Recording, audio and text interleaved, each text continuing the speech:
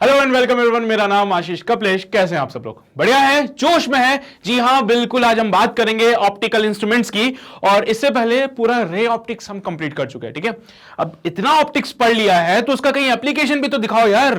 तो बिल्कुल आज के सेशन में हम उसका एप्लीकेशन दिखाएंगे। हम आपको बताएंगे कि कैसे वो जो कॉन्सेप्ट्स आपने लेंस के और मिरर के पढ़े थे वो यहां पे काम आते हैं। तो ऑप्टिकल इंस्ट्रूमेंट्स में हमारे पास क्या क्या होते हैं मैं तुम्हें बता देता हूं। ऐसे तो बहुत सारे, लेकिन हमारे सिलेबस में हमारे काम के जो है वो है माइक्रोस्कोप और टेलीस्कोप। तो बिल्कुल हम बात करेंगे माइक्रोस्कोप और टेलीस्कोप की। क्या क्या है माइक्रोस्कोप, क्या है टेलीस्कोप, उनके बारे में थोड़ी चर्चा करेंगे। कैसे इमेज फॉर्म होती है किसी भी माइक्रोस्कोप से और टेलीस्कोप से, उनके बारे में भी आज हम चर्चा करेंगे। ठीक है, तो भाई इनके बारे में आज हम चर्चा करने वाले हैं। इनसे होने वाली इमेज फॉर्मेशन के बारे में चर्चा करने वाले हैं, और क्या फॉर्मूलाज लगा सकते हो इनके लिए, उनके बारे में चर्चा करेंगे। माइक्रोस्कोप में मैं बता दूं, आपके पास दो टाइप के माइक्रोस्कोप आएंगे। सबसे पहला होता है सिंपल माइक्रोस्कोप, और एक होता है कंपाउंड माइक्रोस्कोप। सिंपल वाला माइक्रोस्कोप जो है वो वाला है जो तुम्हारे पास भी हुआ करता था बचपन में। सिंपल माइक्रोस्कोप वो वाला माइक्रोस्कोप है जिसमें एक सिंगल लेंस लगता है, लेकिन कंपाउंड वाले में दो लेंसेज आ जाते हैं। टेलीस्कोप में भी मैं दो टाइप के टेलीस्कोप पढ़ाऊंगा। एक होता है रिफ्रैक्टिंग वाला टेलीस्कोप जिसमें लेंस का यूज होता है, और एक होता है रिफ्लेक्टिंग टेलीस्कोप जिसमें कि मिरर का यूज होता है। तो इनके बारे में आज हम चर्चाएं करेंगे। ठीक है, तो क्या क्या है इन चर्चाओं में, बने रहिए। ठीक है, क्या होता है भाई माइक्रोस्कोप? क्या है, क्या समझते हो तुम लोग माइक्रोस्कोप से? तो सर माइक्रोस्कोप जैसा कि नाम वैसा ही काम, किसी भी छोटी चीज को बड़ा करके दिखाने का काम माइक्रोस्कोप का होता है। ठीक है, तो कभी भी तुम्हारे पास ऐसा देखा होगा, तुमने बायो वाले लैब में भी देखा होगा, माइक्रोस्कोप रखता होता है। क्या है, साइंटिस्ट लोग ऐसे लगे रहते हैं उसमें, देखते रहते हैं कुछ, है ना। वो माइक्रोस्कोप ही तो है यार।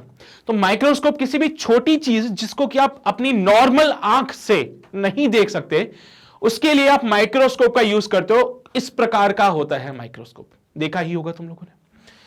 टेलीस्कोप क्या है? टेलीस्कोप एक ऐसा डिवाइस है जो दूर की चीजों को पास में लाता है। ठीक है, कंफ्यूजन क्लियर कर लो।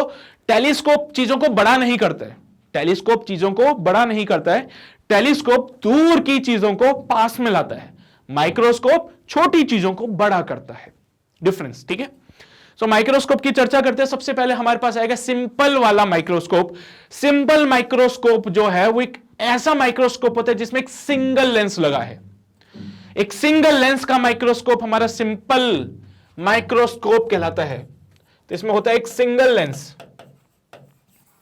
इसमें होगा एक सिंगल लेंस। लेकिन अगर मैं बात करूं कंपाउंड की, तो यहां पे हमारे पास दो टाइप के लेंसेज होते हैं। इसमें दो लेंस लगेंगे, ठीक है, और उससे फिर मैग्निफिकेशन का काम किया जाएगा। ठीक है भाई, बहुत बढ़िया। सिमिलरली टेलीस्कोप में भी हमारे पास रिफ्रैक्टिंग आता है जो कि हमारे काम आता है, लेकिन रिफ्रैक्टिंग टेलीस्कोप में कुछ दिक्कतें हैं, इसलिए आजकल हम रिफ्लेक्टिंग वाले पे जा चुके हैं। तो रिफ्लेक्टिंग के नाम पे एक ही है, कैसीग्रेन टेलीस्कोप होता है, वो हमारे काम आता है। और रिफ्रैक्टिंग में एस्ट्रोनॉमिकल वाला जो टेलीस्कोप है वो हमारे काम आता है। ठीक है, तो रिफ्रैक्टिंग पे भी चर्चा करेंगे, रिफ्लेक्टिंग पे भी चर्चा करेंगे। हमारे सिलेबस में रिफ्रैक्टिंग वाला है, उस पर ज्यादा फोकस करेंगे। रिफ्लेक्टिंग का सिर्फ थ्योरी है, तो हम सिर्फ थ्योरी पे जाएंगे। ठीक है, तो इसकी चिंता मत करना। कुछ एक छोटे मोटे क्वेश्चन बनते हैं, वो मैं बता दूंगा कैसे बनेंगे, तो उसकी तुम बिल्कुल भी 1% भी चिंता नहीं करनी तुम लोगों को। ठीक है, तो शुरुआत करते हैं सिंपल वाले माइक्रोस्कोप से। जैसा कि मैं तुम्हें बोल चुका हूं, सिंपल माइक्रोस्कोप एक ऐसा माइक्रोस्कोप है जिसमें एक सिंगल लेंस लगा होता है। ठीक है, और इस वाले लेंस का एग्जांपल मैं तुम्हें बताऊं तो क्या होगा, सिंपल माइक्रोस्कोप यानी कि मैग्नीफाइंग ग्लास। पढ़ा है तुमने, देखा हो? अरे तुमने देखा होगा केमिस्ट के शॉप पे, मेडिकल वाली स्टोर पे जाते हो, वहां पे वो बंदा ऐसे देखता रहता है ना, वो डिटेक्टिव लोगों के पास भी होता है वो मैग्नीफाइंग ग्लास। तो वही हमारा सिंपल माइक्रोस्कोप है। ठीक है, इनकी चर्चाएं करेंगे, लेकिन उससे पहले कुछ बेसिक सी बातें पढ़ लेते हैं जो कि हमारे काम आएगी ऑप्टिकल इंस्ट्रूमेंट में। सबसे पहला इंपॉर्टेंट पार्ट है हमारे, एक टर्मिनोलॉजी है visual angle. What is this visual angle? तो आपने देखा होगा कि यहां पे मान लीजिए कि कोई ऑब्जेक्ट खड़ा है और यहां पे अपनी आंख है। ये ऑब्जेक्ट अपनी आंख पे कितना एंगल बनाता है वो होता है विजुअल एंगल। यानी कि ये अपनी आंख ये ऑब्जेक्ट यहां पे कहीं पे, इस ऑब्जेक्ट ने हमारी आंख पे जो एंगल बनाया है it is known as the visual angle. ये वाला जो एंगल है ना, ये विजुअल एंगल कहलाता है। क्या कहलाएगा? ये विजुअल एंगल कहलाएगा। जितना बड़ा ऑब्जेक्ट होगा उतना बड़ा विजुअल एंगल, जितना छोटा ऑब्जेक्ट होगा उतना छोटा विजुअल एंगल, जितना पास ऑब्जेक्ट आएगा उतना बड़ा विजुअल एंगल, जितना दूर ऑब्जेक्ट जाएगा उतना छोटा visual angle. So visual angle क्या रहेगा बेसिकली? सर ये कोई ऑब्जेक्ट है, उसने हमारी आंख पे जो एंगल सबटेंड किया है that's known as the visual angle. तो यहां पे इसको हम डिनोट करते हैं थीटा से, इसको हम डिनोट कर लेंगे थीटा से और बोलेंगे थीटा जो है हमारा वो क्या है? विजुअल एंगल होता है। ठीक है, अब हमारा टास्क ये है कि हमें इस विजुअल एंगल को इंप्रूव करना है। ठीक है, इसका काम क्या है? तो हमें ये विजुअल एंगल को इंक्रीज करना है, क्योंकि जितना बड़ा विजुअल एंगल उतना क्लियर इमेज बनेगा। तुम देख सकते हो, इसको थोड़ा आगे एक्सटेंड करोगे तो ये तुम्हारी रेटिना आती है और उस पर इमेज उतनी बड़ी बन जाती है। तुमने पढ़ा होगा ह्यूमन आई के बारे में थोड़ा बहुत चीजें, क्लास 10th में आती थी ये सारी बातें। सो यहां पे ये रेटिना था, ठीक है। तो यहां पे कहा गया कि भाई जितना बड़ा ऑब्जेक्ट होगा उतनी क्लियर इमेज बनती जाएगी, जितना छोटा इमेज होगा उतनी जो इमेज हमारे पास बनेगी छोटी बनेगी, इसलिए उसको देखने में भी दिक्कत रहेगी हमें, हाँ ना। तो अगर मैं बोलूं कि ऑब्जेक्ट हमारा छोटा है तो विजुअल एंगल भी छोटा होगा उसका। अगर मैं बोलूं कि ऑब्जेक्ट छोटा है तो उसका विजुअल एंगल भी छोटा होगा, और छोटे विजुअल एंगल में कितनी दिक्कत आएगी देखने में। देखो खुद ही सोचो तुम लोग, मान लो ये ऑब्जेक्ट है हमारा, कितना सा ऑब्जेक्ट है, इसका विजुअल एंगल छोटू सा बनेगा, इतू सा विजुअल एंगल बना, और इतू सा विजुअल एंगल जब बन रहा है तो तुम देख सकते हो रेटिना पे भी इमेज छोटी सी बनी। रेटिना पे भी इमेज जो बनती है वो बिल्कुल छोटू सी इमेज बनती है। तो मैं वही कहना चाहता हूं तुम लोगों को कि जो इमेज बनी वो भी छोटी बनी, मतलब विजुअल एंगल छोटा होगा तो हमें इमेज छोटी दिखेगी, विजुअल एंगल बड़ा है मतलब हमें इमेज बड़ी दिखेगी, साफ दिखेगी, है ना। छोटे विजुअल एंगल पे इमेज भी साफ नहीं दिखाई दे रही सर हम लोगों को, लेकिन वहीं पे अगर बड़ा विजुअल एंगल होगा, वहीं पे अगर बड़ा विजुअल एंगल होगा, मैं सेम जगह पे बनाता हूं, ठीक है, ताकि तुम्हें चीजों को क्लियर। अरे यार क्या हो गया ये?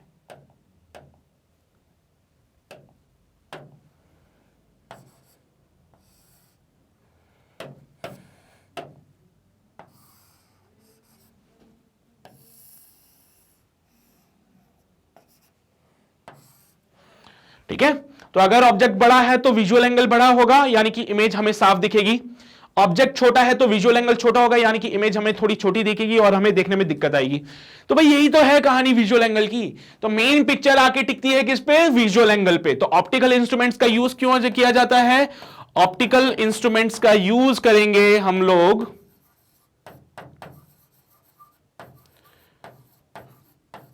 To increase this visual angle.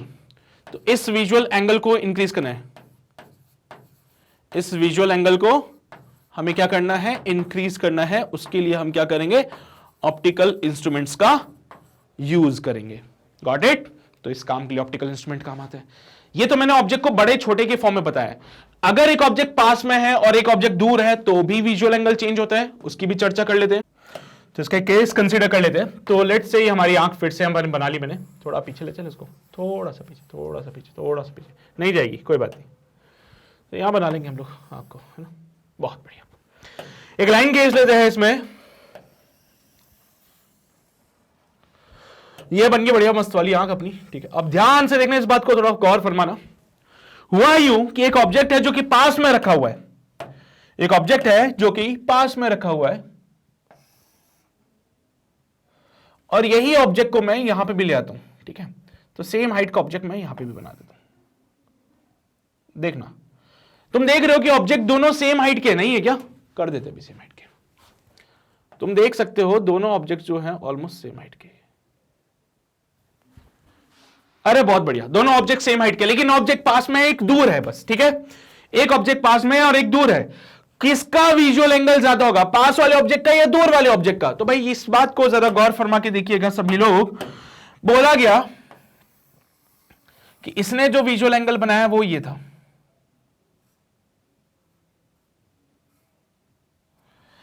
और इसने जो विजुअल एंगल बनाया वो ये था। अब तो समझदार हो, तुम्हें पता चल ही गया होगा कि जो ऑब्जेक्ट पास में है उसका विजुअल एंगल ज्यादा है, जो ऑब्जेक्ट दूर है उसका विजुअल एंगल छोटा है, जो ऑब्जेक्ट दूर है उसकी हमें छोटी इमेज मिलती है, जो ऑब्जेक्ट दूर है उसकी हमें छोटी इमेज मिलती है, और जो ऑब्जेक्ट पास में है उसकी बड़ी वाली इमेज मिल जाती है हम लोगों को। हम बोल सकते हैं कि अगर कोई ऑब्जेक्ट पास में है तो भी विजुअल एंगल ज्यादा, अगर कोई ऑब्जेक्ट दूर है तो विजुअल एंगल कम। यहां पे इसका विजुअल एंगल थीटा डैश ले लेते, इसका विजुअल एंगल थीटा ले लेते, theta is greater than theta dash. तो दो चीजों में आपने एक चीज देख ली है कि अगर कोई ऑब्जेक्ट छोटा है तो उसकी विजुअल एंगल छोटा होगा, उसके लिए विजुअल एंगल छोटा होगा। कोई ऑब्जेक्ट बड़ा है तो उसके लिए विजुअल एंगल बड़ा हो जाएगा। कोई ऑब्जेक्ट अगर पास में है तो विजुअल एंगल बड़ा हो जाएगा, कोई ऑब्जेक्ट अगर दूर है तो विजुअल एंगल छोटा हो जाएगा। तो ऑप्टिकल इंस्ट्रूमेंट्स का काम बेसिकली यही है कि वो विजुअल एंगल को बड़ा करते हैं। अगर कोई ऑब्जेक्ट दूर है तो उसको आपको पास में ले आएंगे, अगर कोई ऑब्जेक्ट छोटा है उसको बड़ा बना देंगे। और यस, इसी प्रोसेस के थ्रू या फिर इसी वजह से हमें कोई भी ऑब्जेक्ट क्लियरली दिख सकती है by using an optical instrument. ठीक है, तो ऑप्टिकल इंस्ट्रूमेंट्स का काम क्या है कि सर कोई ऑब्जेक्ट अगर दूर है तो उसको पास में लेंगे, क्योंकि अगर वो ऑब्जेक्ट पास में होगा तो उसकी एक अच्छी खासी बढ़िया मस्त वाली इमेज बन जाएगी। देख रहे हो तुम लोग, कोई ऑब्जेक्ट अगर छोटा है तो उसकी इमेज को बड़ा बना देंगे सो दैट हमारे लिए फिर से विजुअल एंगल इंक्रीज हो जाए। तो overall the task of the optical instrument is to increase the visual angle. ठीक है, तो ये वाली, अरे यार गायब होगी चीजें, कोई बात नहीं, कोई दिक्कत नहीं। अरे घबराया मत करो यार, वीडियो देख रहे हो पीछे जाके देख लेना फिर से, है ना। तो ऑप्टिकल इंस्ट्रूमेंट्स का टास्क क्या है? ऑप्टिकल इंस्ट्रूमेंट्स का जो टास्क है वो है विजुअल एंगल को इंक्रीज करना। ठीक है, in order to improve the clarity. Clear image चाहिए हम लोगों को, हमें क्लियर इमेज चाहिए, इसलिए हम क्या करते हैं, विजुअल एंगल को बढ़ाने की कोशिश करते हैं। समझे विजुअल एंगल क्या होता है? अब आगे आ जाते हैं, आगे बढ़ते हैं, बात करते हैं नियर पॉइंट की। नियर पॉइंट के बारे में थोड़ा बहुत ज्ञान तो तुम लोगों को पहले से भी होगा। नियर पॉइंट वो पॉइंट होता है जहां पे किसी ऑब्जेक्ट को रखो तो उसकी क्लियर इमेज मिलती है। तुम अपने हाथ को अपने आंखों के पास रखो, एक डिस्टेंस पे रखोगे तो मजा आएगा देखने में। जैसे जैसे अपना हाथ पास में आता जाता है हमें चीजें थोड़ा सा देखने में दिक्कत होती है, और जब हाथ बहुत पास आ जाता है तो बहुत ज्यादा स्ट्रेन पड़ता है अपने आंखों पे, बहुत जोर पड़ता है अपनी आंखों पे उसको देखने के लिए। तो अपनी आंखों से ऑब्जेक्ट की एक फिक्स डिस्टेंस होती है जहां तक हम उसको क्लियरली बिना किसी दिक्कत के देख सकते हैं, and that distance is that's called the near point. यानी कि ये नियर पॉइंट वाला डिस्टेंस होता है हमारी एक नॉर्मल आई के लिए, ये डिस्टेंस 25 सेंटीमीटर होता है for a normal eye, for a normal I.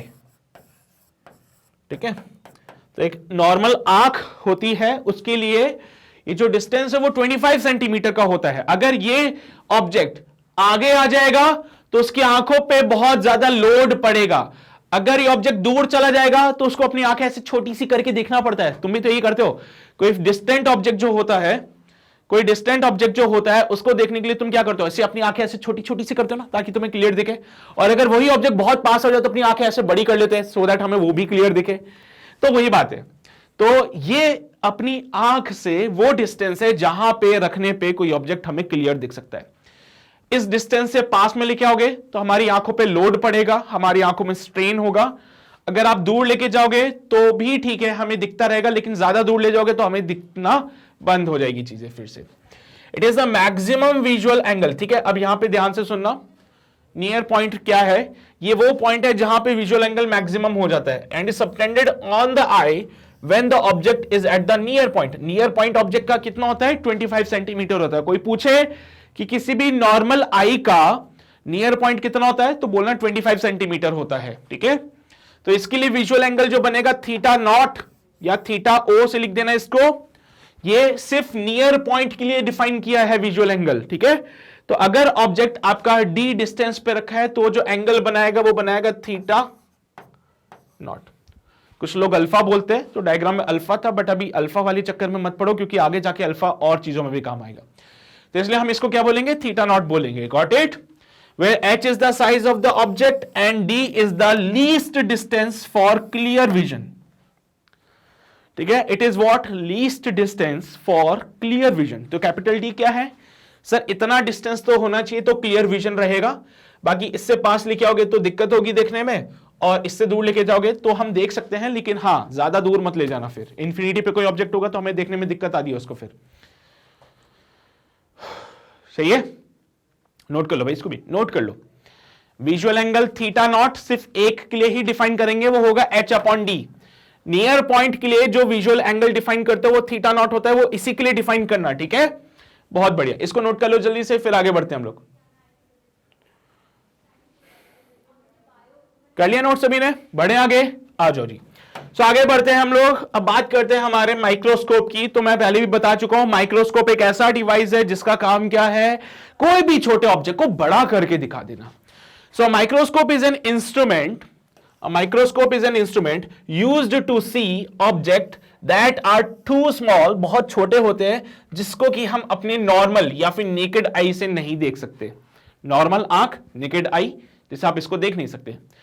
There are two types of optical microscopes which we have. पहला आता है सिंपल माइक्रोस्कोप, दूसरा आता है कंपाउंड माइक्रोस्कोप। ये तो मैं बता चुका हूं तुम लोगों को कि माइक्रोस्कोप भी हमारे पास दो टाइप के होंगे, simple microscope and compound microscope. तो एक तो ये नोट कर लो, this is important, this is the definition of the microscope. If someone ask you what is a microscope, तो भाई अगर कोई आपसे गलती से पूछ ले कि माइक्रोस्कोप क्या है, उसको परिभाषा दे देना ये वाली, ठीक है, बहुत ही बेहतरीन। डायग्राम ये वाला बनाने के लिए मैं नहीं बोलूंगा क्योंकि ये तुम बना नहीं पाओगे, तो इसके चक्रों में मत पड़ना। माइक्रोस्कोप के लिए क्या बनाना होगा वो मैं बता दूंगा। सिंपल माइक्रोस्कोप जैसा मैंने कहा था, मैग्नीफाइंग ग्लास होता है जिसमें एक सिंगल लेंस होता है।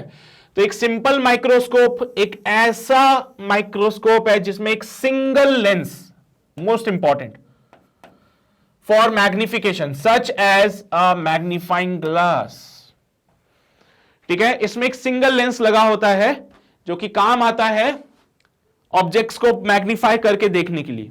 गॉट इट, ये सिंपल माइक्रोस्कोप हुआ। इसका वर्किंग वर्ड जो भी होगा वो मैं बता दूंगा तुम लोगों को। पहला टर्म डिफाइन करते हैं इसमें मैग्नीफाइंग पावर। तो किसी भी इंस्ट्रूमेंट की अगर बात करें, भले वो माइक्रोस्कोप है भले वो टेलीस्कोप है, उसके लिए हम डिफाइन करेंगे उसका मैग्नीफाइंग पावर। भाई कितना टाइम्स मैग्नीफाई करता है वो इंस्ट्रूमेंट। अगर मैं बोलता हूं मैग्नीफाइंग ग्लास, तो मैग्नीफाइंग ग्लास कितना मैग्नीफाई करता है वो मैटर करता है। तो अगर मैं डिफाइन करता हूं मैग्नीफाइंग पावर को, तो it is the ratio of the visual angle with the instrument to the maximum visual angle for unaided eye. Unaided eye मतलब naked eye. Maximum visual angle for unaided eye, ये तो theta naught होता था, तुम्हें पता है ना ये वाला पार्ट। तो मैग्नीफाइंग पावर क्या होगा, maximum visual angle for the naked eye, theta naught होता था। तो मैग्नीफाइंग पावर क्या होगा, theta divided by theta naught, क्या हो जाएगा, theta divided by theta naught हो जाएगा। तो ये रहा magnifying power of an optical instrument is this. ये इंपॉर्टेंट है तुम्हारे लिए, इंपॉर्टेंट है अपने लिए बहुत ज्यादा, ठीक है। तो ये मैग्नीफाइंग पावर होता है बेसिकली। ये क्या होता है, मैग्नीफाइंग पावर। किसी भी इंस्ट्रूमेंट के लिए हम यही मैग्नीफाइंग पावर को डिफाइन करते हैं। बट पॉइंट नोट कर लेना कि ये मैग्नीफाइंग पावर हम डिफाइन कर रहे हैं माइक्रोस्कोप के लिए, भले सिंपल माइक्रोस्कोप हो या फिर कंपाउंड माइक्रोस्कोप हो, यही मैग्नीफाइंग पावर का फॉर्मूला यूज करते हुए चलना आप लोग, ठीक है। Theta not is the angle subtended on the naked I when the object is placed at the near point. जब ऑब्जेक्ट को नियर पॉइंट पे रखा होता है तो कितना एंगल सबटेंड करता है, वो वाली बातें हैं यहाँ पे। नियर पॉइंट आपको पता है 25 सेंटीमीटर होता है, और थीटा जो होगा angle subtended by the final image on the eye, है ना। इसको एंगुलर मैग्निफिकेशन भी कहते हैं। थीटा जो भी होगा आप उसके हिसाब से इसको पुट कर दीजिएगा। थीटा नॉट को h अपॉन डी लिखते हैं, याद होगा ये तो आपको, ठीक है। ठीक है भाई, कर लिया नोट सभी ने, बहुत ही बेहतरीन। तो आगे बढ़ते हैं हम लोग और बेसिक सा काम देख लेते हैं। सिंपल माइक्रोस्कोप काम कैसे कर रहे हैं यहाँ पे। मैंने जैसा पहले भी बोला है, सिंपल माइक्रोस्कोप में एक सिंगल लेंस लगेगा। तो ये रहा हमारा वो सिंगल लेंस, ये रहा ऑब्जेक्ट, दिख रहा है तुम लोगों को, हाँ सर। ऑब्जेक्ट को कहां रखा है, फोकस और सेंटर के बीच में। अरे ऑप्टिकल सेंटर, लेंस का ऑप्टिकल सेंटर होता है, तो लेंस के ऑप्टिकल सेंटर और फोकस के बीच में ऑब्जेक्ट को रख दीजिए। आपने देखा होगा वो लोग ऐसे ऐसे एडजस्ट करते रहते हैं उसको। एडजस्ट क्यों करते हैं, बिकॉज वो चाहते हैं कि इस लेंस को एडजस्ट करके, अरे ऐसे ही होता है ना वो यार, यहां पे एक डंडा सा लगा होता है ना, फिर एक होल्डर लगा होता है इस पे। तो क्या करते हैं बेसिकली, इस लेंस को ऐसे पकड़ लेते हैं, पकड़ने के बाद उसको ऐसे एडजस्ट करते हैं। एडजस्ट करने का मतलब यह है कि वो ऑब्जेक्ट को यानी कि जिस चीज को आप देखना चाहते हो लेंस के फोकस और ऑप्टिकल सेंटर के बीच में लाना चाहते हैं। जिस भी चीज को आप देखना चाहते हो, जिस भी चीज को आप देखना चाहते हो वो क्या करते हैं, लेंस को ऐसे एडजस्ट करते हैं और एडजस्ट करके उस ऑब्जेक्ट को, जो भी लिखावट है उसको ऑप्टिकल सेंटर और फोकस के बीच में लेके आते हैं। अगर ऑब्जेक्ट हमारा ऑप्टिकल सेंटर और फोकस के बीच में आता है तो उसका इमेज तुम्हें तो पता ही है, सेम साइड पे बनता है, रियल इमेज बन रही है। अपार्ट फ्रॉम दिस यहां पे इमेज मैग्नीफाइड हो जाती है और इरेक्ट यानी कि सीधी इमेज बनती है। ऐसे होता है जब तुम किसी चीज को देखते हो तो सीधा दिखता है ना मैग्नीफाइंग ग्लास से। ऐसा तो नहीं होता ना कि तुमने जो चीज देखी वो उल्टी दिख रही हो तुम लोगों को, ऐसा नहीं होता ना मैग्नीफाइंग ग्लास में। हाँ भाई, तो जो चीज आप देख रहे हो वो आपको सीधी दिखेगी, उल्टी इमेज नहीं दिखती है। यहां पे इन्वर्टेड इमेज नहीं है, इरेक्ट इमेज है यहां पे। तो बस एक सिंपल सा केस था, तुम्हें याद होगा मैं जब लेंसेज के केस तुम्हें पढ़ा रहा था वहां पे आखिरी वाला केस था जब ऑब्जेक्ट को फोकस और ऑप्टिकल सेंटर के बीच में रख दिया जाए तो इमेज हमारी सेम साइड बनती है, apart from this magnified image बनती है और इरेक्ट यानी कि सीधी इमेज बनती है। तो यहां पे अगर मैं बात करूं इसके मैग्नीफाइंग पावर की, सो मैग्नीफाइंग पावर जो होता है वो होता है theta divided by theta nought. Theta not क्या था, visual angle for the near point. तो थीटा नॉट की जगह तो h बाई डी लिख देते हैं हम लोग, थीटा नॉट की जगह तो h बाई डी लिख देते हैं क्योंकि ऑब्जेक्ट हम ऐसी जगह पे रख रहे हैं जो कि least distance of distinct vision या फिर नॉर्मल विजन के लिए होता था 25 सेंटीमीटर्स पे। थीटा होता था इमेज के लिए, है ना। तो भाई ये कितना एंगल बना रहा है, जितना ये देखो यहां से इमेज है, ये इमेज की लाइन आ रही है, ये ऑब्जेक्ट की लाइन भी आ रही है और बीटा एंगल बन रहा है यहां पे। अब ध्यान से देखना, बीटा को मैं, बीटा यानी कि जो थीटा है ना, हमारा थीटा और ये बीटा एक ही बात है, तो घबराने वाली बात नहीं है। हमारे मैग्नीफाइंग पावर के फॉर्मूले में जो थीटा है वो इस डायग्राम के बीटा के बराबर है, तो घबराना मत इसके लिए। सो थीटा हो या बीटा हो हमारा आंसर सेम आएगा, इट विल बी या तो ये लिखोगे या फिर ये लिखोगे। क्वेश्चन में आपको हमेशा हाइट ऑफ द ऑब्जेक्ट दिया होता है, तो आप यहां लिख देना height of the object divided by कितने डिस्टेंस पे, यू डिस्टेंस पे, तो माइनस का यू, साइन कन्वेंशन फॉलो करते हुए चलेंगे। मैंने पहले भी बोला था अगर आप लेफ्ट साइड जा रहे हो तो you have to consider the negative sign, अगर आप राइट साइड जा रहे हो तो आपको पॉजिटिव साइन कंसीडर करना पड़ेगा। सो h बाय माइनस का u और ये h बाय माइनस का d, क्योंकि ऑब्जेक्ट को हम रखते हैं 25 सेंटीमीटर पे जो कि हमारे लिए एक नियर पॉइंट होता था।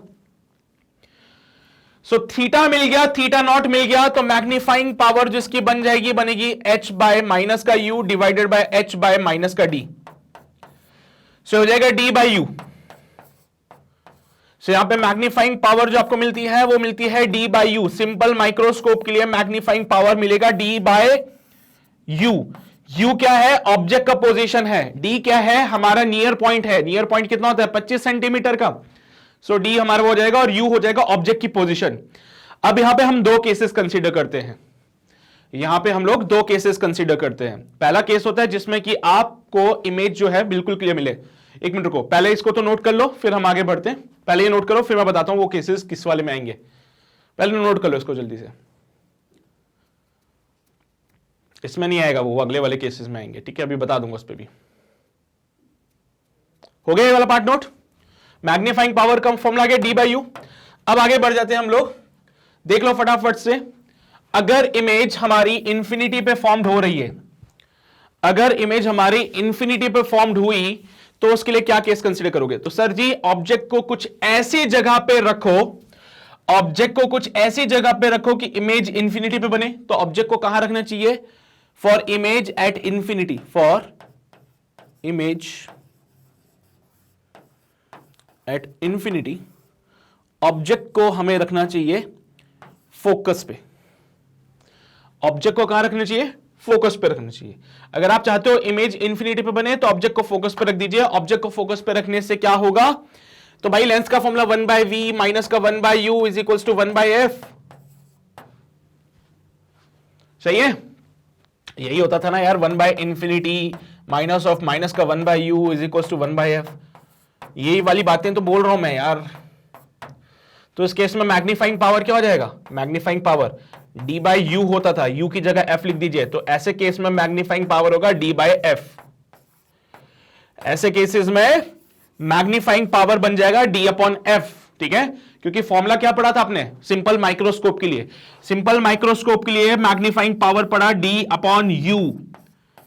बट यहां पे अगर मुझे इमेज इंफिनिटी पे चाहिए, ठीक है, यही बात बोलिए, when image formed at infinity, जब इमेज इंफिनिटी पे बनती है तो U आपका F के बराबर हो जाता है। तो U की जगह आप क्या करोगे, F पुट कर दोगे, तो मैग्नीफाइंग पावर का फॉर्मूला मिल जाएगा पहले वाले केस में। ठीक है, यहां पे आंसर मिल जाएगा पहले वाले केस का। तो इसको नोट कर लो, इसको नोट कर लो।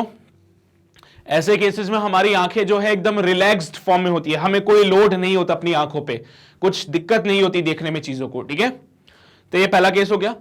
इसी में सेकंड केस ऐड ऑन होता है जिसमें बोलते हैं कि मुझे इमेज जो चाहिए वो मिनिमम डिस्टेंस पे बना के दो, हमें जो इमेज मुझे चाहिए वो मिनिमम डिस्टेंस पे बना के दो भाई। ठीक है, तो मैं चाहता हूं V हमारा D के बराबर हो जाए, तो U फाइंड आउट कर लेता हूं मैं यहां से। तो 1/V माइनस का 1/U is equal to 1/F।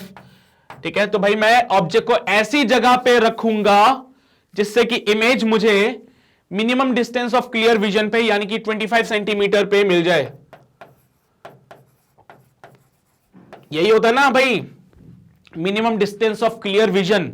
तो मैं ऑब्जेक्ट को ऐसी जगह रखूंगा जिससे कि मुझे इमेज 25 सेंटीमीटर पे मिल जाए, यानी कि minimum distance of clear vision पे मिल जाए।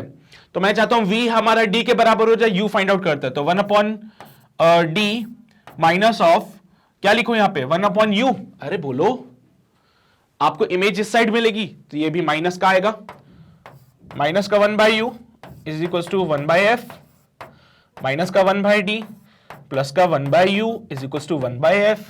सो 1/U जो हो जाएगा वो 1/F प्लस 1/D हो जाएगा।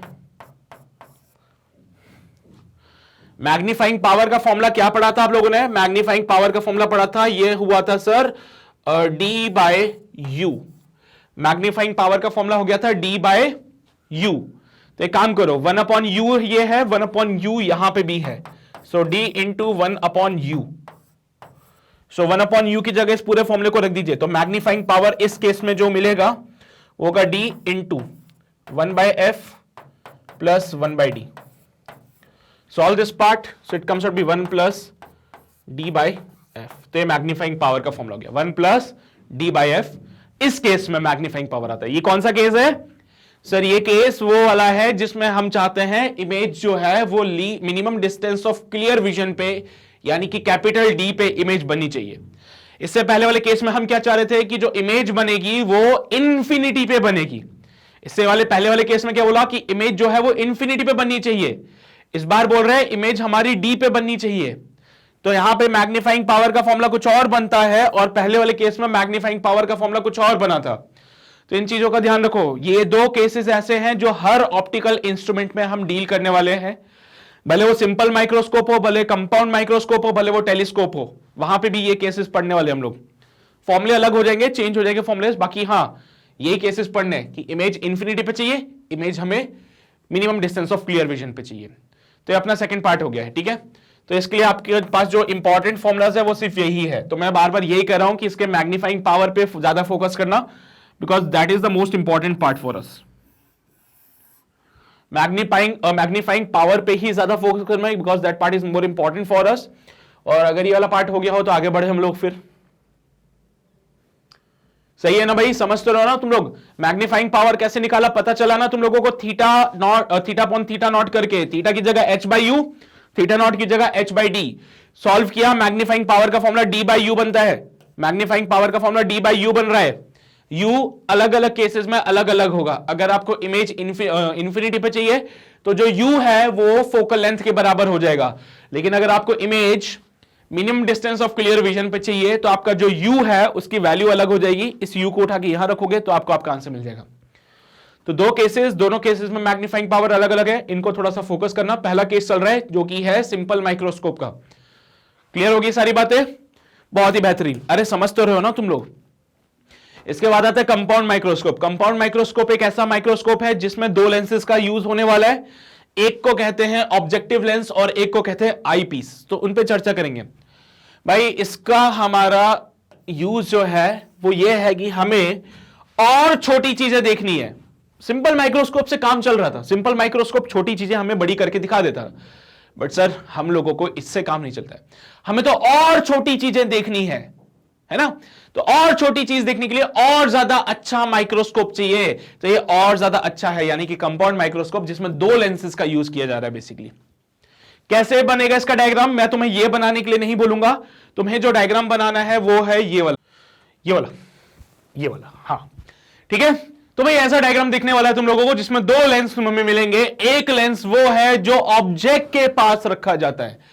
अब क्योंकि इस लेंस को अपने ऑब्जेक्ट के पास रखा है, इसे बोला जाएगा ऑब्जेक्टिव लेंस। एक और लेंस होता है जो तुम्हारी आंखों के पास होता है। जो लेंस आंखों के पास है उसको कहा जाता है आई पीस, ठीक है। तो ये ऑब्जेक्टिव लेंस हो जाएगा, वो आई पीस हो जाएगा, और ऐसे करके एक डायग्राम बनेगा। तो भाई क्या केसेस होते हैं, कैसे होते हैं, वो सब बताता हूं, लेकिन एक बार जरा देख तो लो कंपाउंड माइक्रोस्कोप के बारे में बातें। कंपाउंड माइक्रोस्कोप में होते हैं 2 कन्वर्जिंग लेंस, भाई बिल्कुल हमें भी दिख रहा था वो तो, जो कि कोएक्सियली रखे हुए हैं, ठीक है। The one close to the eye is called as the eyepiece, the one facing the object is called the objective. Eyepiece का जो है अपर्चर लार्जर है, यानी कि बड़ा लेंस है वो, और फोकल लेंथ भी उसकी बड़ी है। ऑब्जेक्टिव का अपर्चर छोटा है और उसका फोकल लेंथ भी छोटा है, as you can see in the diagram. जो ऑब्जेक्ट के पास रखता है वो छोटा लेंस होता है, जो आंखों के पास होता है वो बड़ा लेंस होता है। माइक्रोस्कोप में ऐसी चीजें होती है, ठीक है। तो बस चंद ज्ञान की बातें हैं, तो भाई नोट कर लो, ये सारी बातें इंपॉर्टेंट है तुम्हारे लिए। This are the part of AK sir's ज्ञान, है ना। ये बस AK सर का ज्ञान है, इनको नोट करना, ये इंपॉर्टेंट है तुम्हारे लिए। थ्योरेटिकल चीजें हैं यार, देखो कभी कभार क्या होता है ना, तुमसे थ्योरी वाली चीजें पूछ लेता है। सब्जेक्टिव में अक्सर थ्योरेटिकल चीजें पूछी जाती है, और जब थ्योरेटिकल चीजें पूछी जाती है तो ऐसे पॉइंट्स तुम्हें पता होंगे, तो डेफिनेटली तुम अपनी थ्योरी को कंप्लीट कर पाओगे वहां पे फिर, ठीक है। सो ये चीजों को थोड़ा फोकस करना, और इसके बाद एक डायग्राम बनाना है प्यारा सा, सुंदर सा, एकदम ऐसा वाला, बिल्कुल ऐसा वाला डायग्राम बनाएंगे हम लोग, ठीक है। तो होता क्या है, मैं तुम्हें बता देता हूं कैसे कैसे इमेज बनती है। जल्दी से आ जाओ, ये रहा ऑब्जेक्टिव, जल्दी से आ जाओ, देख लो कैसे इमेज बनती है। यहां पे ये रहा ऑब्जेक्टिव, इसके पास रख दिया सॉरी ऑब्जेक्ट है सिर्फ ये, इसके पास रख दिया ऑब्जेक्टिव लेंस, ठीक है भाई। तो ये रहा ऑब्जेक्ट के पास रहने वाला ऑब्जेक्टिव लेंस। अब ध्यान से सुनना, ऑब्जेक्ट से 2 लाइट रे गई, एक लाइट रे जो कि ऑप्टिकल सेंटर से पास होती है बिना किसी डेविएशन के चली गई, एक light ray parallel to the principal axis गई after refraction through this lens.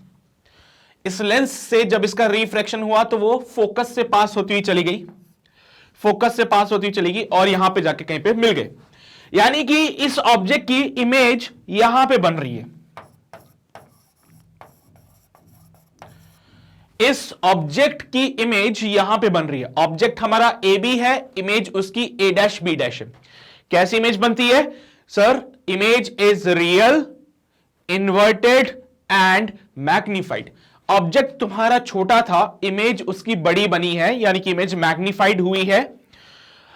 Inverted है, उल्टी इमेज बनी है, कोई बात नहीं सर, एक और लेंस है अभी हमारे पास, कोई बात नहीं, उल्टी इमेज बनी ना, कोई दिक्कत वाली बात नहीं, एक और लेंस है अभी हमारे पास। अब ये इमेज ऑब्जेक्ट का काम करती है दूसरे लेंस के लिए, तो दूसरे लेंस का ऑब्जेक्ट 2 बोल देता हूं, ये ऑब्जेक्ट 1 था, मतलब 2 भी नहीं बोलूंगा यार, तो मैं तो कंफ्यूजन हो जाएगा, ऑब्जेक्ट डैश बोल देता हूं इसको, ठीक है। ये इमेज आईपीस के लिए ऑब्जेक्ट का काम करेगी अब, ठीक है। तो ये इमेज आईपीस के लिए ऑब्जेक्ट का काम करती है। तो अब इस ऑब्जेक्ट से 2 लाइट रे गई, एक तो ऑप्टिकल सेंटर से पास होती हुई सीधी चली गई, दूसरी लाइट रे गई parallel to the principal axis, after refraction focus से पास हो गई। मैंने देखा कि ये लाइट रेज यहां पे कहीं नहीं मिलने वाली, तो मैं उनको पीछे लेके आता हूं, पीछे कहीं पे लाके मिला देता हूं इनको, ठीक है। मैंने देखा कि ये लाइट रे यहां तो कहीं नहीं मिल रही, इसलिए मैं उसको पीछे ले आता हूं, पीछे लाके कहीं पे मिला देता हूं इनको, ठीक है। अब ऐसे करके इमेज बनती है। अब इतनी सी ऑब्जेक्ट था, उसका ये बड़ा सा इमेज यहां कहीं मिलेगा, मुझे यहां पे मिलेगा, that will be a virtual image, ठीक है। अब बात यह है कि इसमें भी हमारे पास 2 केसेस आ जाते हैं, इसमें भी 2 केसेस होंगे, यहां पे भी आपका मैग्नीफाइंग पावर का कॉन्सेप्ट लगेगा। पहला केस आता है नॉर्मल एडजस्टमेंट। नॉर्मल एडजस्टमेंट का मतलब क्या होता है कि आप चाहते हो कि इमेज जो फॉर्म होगी, नॉर्मल एडजस्टमेंट में क्या होता है कि आप चाहते हो इमेज जो फॉर्म होगी वो इंफिनिटी पे हो, आप चाहते हो कि जो इमेज बनेगी वो इंफिनिटी पे बननी चाहिए, ठीक है, आप क्या चाहोगे कि जो इमेज बने वो कहां बने, इंफिनिटी पे बने। तो इमेज को इंफिनिटी पे बनाने के लिए ऑब्जेक्ट को फोकस पे होना चाहिए। पहले वाले लेंस का काम खत्म हो गया अपनी इमेज बनाने के बाद, पहले वाले लेंस का काम खत्म हो गया अपनी इमेज बनाने के बाद। अब दूसरे वाले लेंस जाग गया है, दूसरे वाले लेंस ने अपना काम करना शुरू किया। लेंस ने बोला कि अगर तुम्हें इमेज इंफिनिटी पे चाहिए तो ऑब्जेक्ट को फोकस पे रखना चाहिए। इसीलिए आप क्या करोगे, इसको तो एडजस्ट नहीं कर सकते, तो आप इस लेंस को एडजस्ट करते हो आगे पीछे। ठीक है, आप इसको एडजस्ट कर सकते हो भाई, जैसा मैग्नीफाइंग ग्लास में किया था, आप उस लेंस को एडजस्ट कर रहे थे, सिमिलरली आप इस लेंस को एडजस्ट कर लीजिएगा। तो क्या हुआ, इस वाले लेंस ने, ऑब्जेक्टिव वाले लेंस ने इमेज बना दी, उसका काम हो गया खत्म। अब आईपीस का काम शुरू हुआ है। इस आईपीस को आप एडजस्ट कर सकते हो। पहला केस बोलता है कि आपको इमेज इंफिनिटी पे चाहिए, नॉर्मल एडजस्टमेंट कहलाता है वो। तो आप आईपीस को एडजस्ट करो, आईपीस को एडजस्ट करो, आईपीस को ऐसे एडजस्ट करोगे कि जो ये इमेज बनी है वो आईपीस के फोकस पे बन जाए। ये जो इमेज बनी है वो इस आईपीस के फोकस पे बन जाए। इससे क्या होगा, ये इमेज आईपीस के लिए ऑब्जेक्ट का काम करेगी, ये इमेज आईपीस के लिए ऑब्जेक्ट का काम करेगी। अगर आपने आईपीस को एडजस्ट किया सच दैट ये इमेज आईपीस के फोकस पे बनती है, तो मैं बोल सकता हूं कि ये ऑब्जेक्ट, आईपीस का ऑब्जेक्ट फोकस पे रखा है। मैं क्या बोल सकता हूं, आईपीस का जो ऑब्जेक्ट है वो फोकस पे रखा है। और आईपीस का ऑब्जेक्ट अगर फोकस पे है तो आईपीस इस ऑब्जेक्ट की इमेज इंफिनिटी पे बनाएगा। किसी भी लेंस के फोकस पे अगर किसी ऑब्जेक्ट को रख दिया जाए, किसी भी लेंस के फोकस पे अगर किसी ऑब्जेक्ट को रख दिया जाए, तो वो लेंस उस ऑब्जेक्ट की इमेज इंफिनिटी पे बनाता है। यहां पे इमेज यहां पे कहीं पे बन रही थी, इमेज यहां बनी, मैंने आईपीस को एडजस्ट किया सच दैट यहां पे फोकस आ जाए इसका। मैंने इसको क्या किया, आगे पीछे ऐसे मूव किया, मूव करके कि मैं क्या करना चाहता था, इसको मूव करके मैं चाहता था कि ये जो फोकस है ना वो यहां पे आ जाए। अब जैसे ही हमारा फोकस आईपीस का यहां पे आ गया, ये इमेज आईपीस के ऑब्जेक्ट पे आ गई। क्या बोल दिया मैंने, ये इमेज आईपीस के फोकस पे आ गई। ठीक है, तो ये इमेज अगर आईपीस के फोकस पे आ गई तो इस इमेज की इमेज ये बनाएगा इंफिनिटी पे। इस इमेज की इमेज ये आईपीस इंफिनिटी पे बनाएगा। इमेज की इमेज इसलिए बोल रहा हूं क्योंकि ये इमेज अब ऑब्जेक्ट का काम कर रही है आईपीस के लिए, और जैसे अगर ये ऑब्जेक्ट फोकस पे होगा तो ये इमेज इंफिनिटी पे बन जाएगी। ये होता है नॉर्मल एडजस्टमेंट। ये कौन सा है, नॉर्मल एडजस्टमेंट है। हर माइक्रोस्कोप में यही कहानी चलनी है, अलग अलग एडजस्टमेंट करने पड़ेंगे हम लोगों को। तो नॉर्मल एडजस्टमेंट के लिए तो ये डायग्राम बनाओगे, उसके बाद ये वाली बातें लिखोगे। मैग्नीफाइंग पावर का formula theta upon theta nought, theta nought का फॉर्मूला ऑलवेज फिक्स्ड रहेगा, थीटा का फॉर्मूला चेंज हो जाएगा h by U E, theta का फॉर्मूला चेंज होएगा h बाय यू ई। तो मैग्नीफाइंग पावर थीटा की जगह h by U E into D by H, solve करो h upon H O into D by U, h upon H O, height of image upon height of object. Theta naught क्या था भाई, बिना किसी optical instrument के आप object को देख रहे हो तो नियर डिस्टेंस पे कितना विजुअल एंगल बनाते हैं। बिना किसी ऑप्टिकल इंस्ट्रूमेंट के अगर आप किसी ऑब्जेक्ट को देख रहे हो तो नियर डिस्टेंस पे रखने पे वो ऑब्जेक्ट कितना विजुअल एंगल बनाता है, वो होता है थीटा नॉट। तो थीटा नॉट भी लिखा height of object upon separation of this from the I. Theta क्या है, ऑप्टिकल इंस्ट्रूमेंट के टाइम पे जो फाइनल इमेज हमारी बन रही है वो कितना विजुअल एंगल बनाती है। So it is given by H height of image upon you ई। अरे यार, इमेज की हाइट के रेस्पेक्ट में बातें करोगे सारी, so height of image upon you ई। यहां पे आओगे तो देखोगे ना ये सारी बातें यहां पे लिखी है। मैं सुनो, यहां पे पहले इधर आओ, height of object upon D, ये अलग चल रहा है, इसका वैल्यू फिक्स्ड है, ये समझना। Height of image divided by U ई। अब देखो क्या होता है कि हाइट ऑफ इमेज की अगर हम बात कर रहे हैं, सो यहां पे देखो जरा, यू ई कंसीडर करें, क्योंकि अब ये जो बना है ना वो आईपीस के लिए ऑब्जेक्ट का काम कर रहे हैं। आईपीस के लिए ऑब्जेक्ट कौन है, आईपीस का ऑब्जेक्ट ये रहा सर, आईपीस का ऑब्जेक्ट ये रहा, ये कितना एंगल बना रहा है वो देखो, वो है थीटा। सो थीटा को कैसे लिखोगे सर, ये इमेज थी पहले वाले लेंस की, ये क्या था, इमेज थी पहले वाले लेंस की, यही इमेज इसके लिए ऑब्जेक्ट का काम करिए। So theta equals to height of image upon कितने डिस्टेंस पे है, यू ई, आईपीस से उसका डिस्टेंस। ठीक है। और यहां पे मान लो यहां पे तुम्हारी आंख रख दी जाए तो ये तुम्हारा थीटा नॉट बन गया। सो थीटा नॉट कैसे बनाओगे तुम लोग? और मान लो अगर ये कुछ इंस्ट्रूमेंट नहीं होते तो h height of object h not upon d, क्योंकि minimum distance of clear vision पे जो विजुअल एंगल बनाता है वो थीटा नॉट था। Minimum distance of clear vision पे जो विजुअल एंगल बना था वो थीटा नॉट था। तो थीटा भी मिल गया, थीटा नॉट भी मिल गया। चलो आ जाओ आगे, यही तो सारी बातें करनी है हम लोगों को, समझ रहे हो ना बातें? तो ये सब तो हमें करना है आगे चल के। तो आ जाओ आगे चलते हैं। यही बातें यहां पे भी की है, थीटा नॉट की h बाय डी, यहां पे हाइट ऑफ इमेज लिखना डिवाइडेड बाय यूई। फिर इधर आओगे height of image upon UE into D upon H not, ये height of image upon height of object into D by UE. तो यहां पे टोटल मैग्नीफाइंग पावर, मैं तुम्हें पहले भी बता चुका, कॉम्बिनेशन ऑफ लेंस में ये वाली बातें पढ़ चुके हैं कि अगर दो या दो से ज्यादा लेंस कंबाइन होते हैं तो उनका जो मैग्निफिकेशन होता है वो हर एक के मैग्निफिकेशन का मल्टीपल होता है। तो यहां पे देखो linear magnification into angular magnification वाली बातें कर दी है, यानी कि मैग्निफिकेशन उस ऑब्जेक्टिव लेंस का इंटू मैग्निफिकेशन उस आईपीस का। ऑब्जेक्टिव का मैग्निफिकेशन करोगे तो V not by U not, V not image का position from the objective lens, U not क्या है? ऑब्जेक्ट का position from objective lens, into ME क्या है?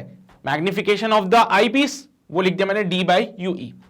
डी क्या है? ऑब्जेक्ट का पोजीशन, और यूई क्या है? वो जो, अरे आईपीस के लिए कुछ इमेज बनी थी ना यार, आईपीस के लिए कुछ इमेज बनी थी ना, वही तो कंसीडर कर रहे हो आप लोग, ठीक है। तो भाई ये वाली कहानी समझ आती है तुम लोगों को? अब देखो वी नॉट और यूई दोनों एक ही बराबर है, क्योंकि जहां पे ऑब्जेक्टिव का इमेज बना है वहां पे आईपीस का ऑब्जेक्ट है। अरे जो ऑब्जेक्टिव का इमेज है वही हमारे आईपीस का ऑब्जेक्ट है। तो वी नॉट ये सब बराबर हो जाएंगे, तो इनको मार के आप नेट मैग्नीफाइंग पावर को लिख सकते हो D by UE, U not.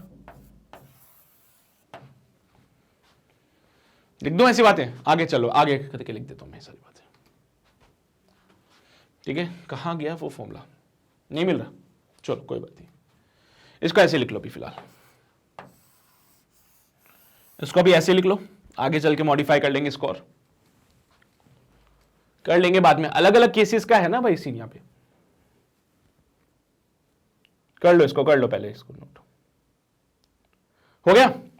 अब इसमें भी वही दो, जैसे पहला केस आया था नॉर्मल एडजस्टमेंट का, पहला आया था केस नॉर्मल एडजस्टमेंट का। तो नॉर्मल एडजस्टमेंट में क्या होता था भाई? जब भी हम बात करते थे नॉर्मल एडजस्टमेंट की, हम चाहते थे इमेज जो है वो इंफिनिटी पे बने।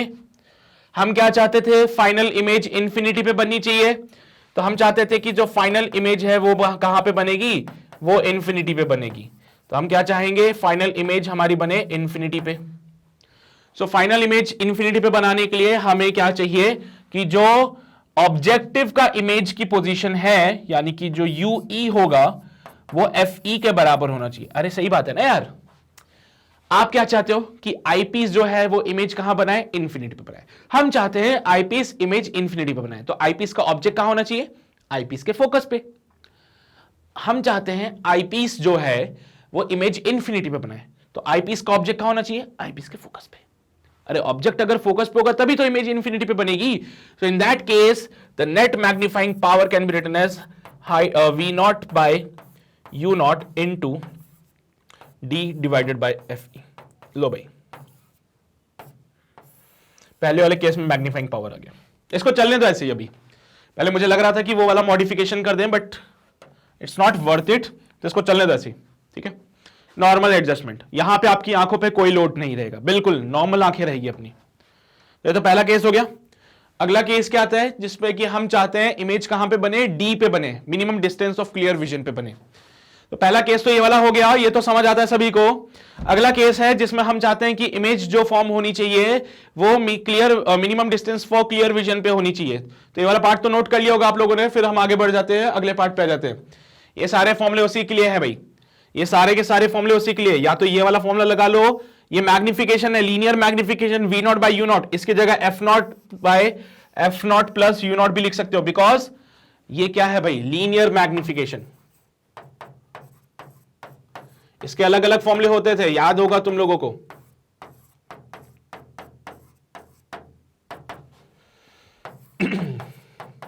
ये वो वाले फॉर्मुलेज हैं जो हमने स्टार्टिंग में पढ़े थे, बिल्कुल ठीक है।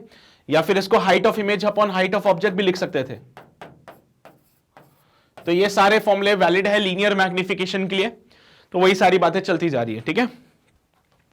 अपार्ट फ्रॉम दिस एक और इंपॉर्टेंट पार्ट है जो हमारे लिए इंपॉर्टेंट है, वो है लेंथ ऑफ ट्यूब।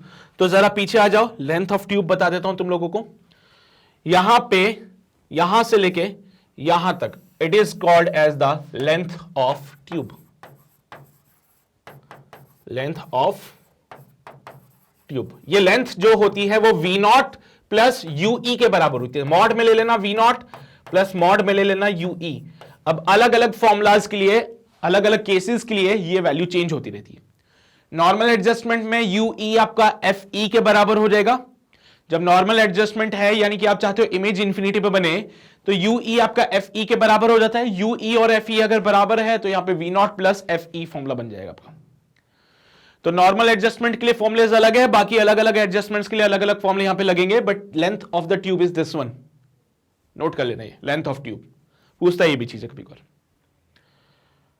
हो गया, चलो भाई वेरी गुड, आगे बढ़ते हैं हम लोग।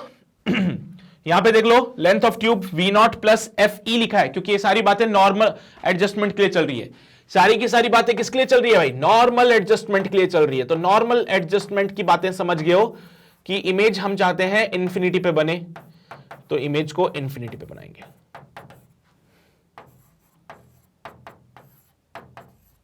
ये वाली बात है नॉर्मल एडजस्टमेंट की। फिर इसके बाद सेकंड चीज वो हमसे बोलता है कि भाई हम चाहते हैं कि इमेज जो फॉर्म हो वो नियर पॉइंट पे फॉर्म हो, यानी कि आप चाहते हो v का वैल्यू d के बराबर हो। आप क्या चाहते हो? इमेज जो है वो नियर पॉइंट पे फॉर्म होनी चाहिए, मतलब यहां से आईपी से जो इमेज बनेगी वो d पे बननी चाहिए। तो फिर से लेंस फॉर्मूला लगाएंगे 1/v माइनस का 1/u is equal to 1/fe। सो हम चाहते हैं इमेज d पे बने, तो सेम साइड पे माइनस का d माइनस ऑफ माइनस का 1/ue is equal to 1/fe। So 1/ue is equal to 1/f। Put कर दो इस फॉर्मूले को वहां पे, इस फॉर्मूले को वहां पे पुट कर दो, तुम्हें तुम्हारा मैग्नीफाइंग पावर मिल जाएगा। So magnifying power is v not by U not into क्या था यहां पे फॉर्मूले में? d upon fe। 1/ue की जगह पुट कर दीजिए, तो v not by U not d into 1/f plus 1/d। So v not by U not 1 plus D by F. ये मैग्नीफाइंग पावर का फॉर्मूला बन गया सेकंड वाले केस में। ये तो समझ गए ना तुम लोग कैसे आया? मैग्नीफाइंग पावर का फॉर्मूला वही पुराना वाला, लेकिन इस बार यू ई का वैल्यू अलग आ जाएगा, बिकॉज मैं चाहता हूं इमेज कहां पे बने? नियर पॉइंट पे बने। नियर पॉइंट 25 सेंटीमीटर होता है, तुम्हें पता ही है, ठीक है। नियर पॉइंट 25 सेंटीमीटर या फिर minimum distance for clear vision, एक ही बात है। यहां पे तुम्हारी आंखों में थोड़ा सा लोड आ सकता है, ठीक है, तो ये वाली भी चीजों को भी थोड़ा फोकस करना। नोट कर लो भाई, ये डायग्राम इंपॉर्टेंट है तुम्हारा। ये सेकंड केस का डायग्राम है। आप क्या चाहते हो? इमेज इंफिनिटी पे नहीं बन के इमेज जो बन रही है वो डी पे, यानी कि नियर पॉइंट पे इमेज बनती है। नियर पॉइंट बोल लो या फिर minimum distance for clear vision बोल लो, वो भी ठीक है, कोई दिक्कत नहीं है, कोई मना नहीं करेगा इस पे। सही है, पक्का? बढ़े आगे। अच्छा, ये सारी बातें हो गई क्लियर। सो यहां पे भी देख लो वही v not by U not 1 plus D by F E, यही फॉर्मूला मैंने बताया था। v not by U not की जगह अलग लिख सकते हो f not by f not plus U not, या फिर f not minus v not upon f not, या फिर height of image upon height of object into 1 plus D by F E. यहां पे लेंथ ऑफ द ट्यूब कितना रहेगा? v not plus ue। Length of the tube v not plus ue को निकालो, find करो, length मिल जाएगी आपको। Formulas ही है, ज्यादा कुछ नहीं है सिर्फ, ठीक है। तो बहुत सिंपल सिंपल से फॉर्मुलाज हैं, फॉर्मुलाज के अलावा कुछ भी नहीं है।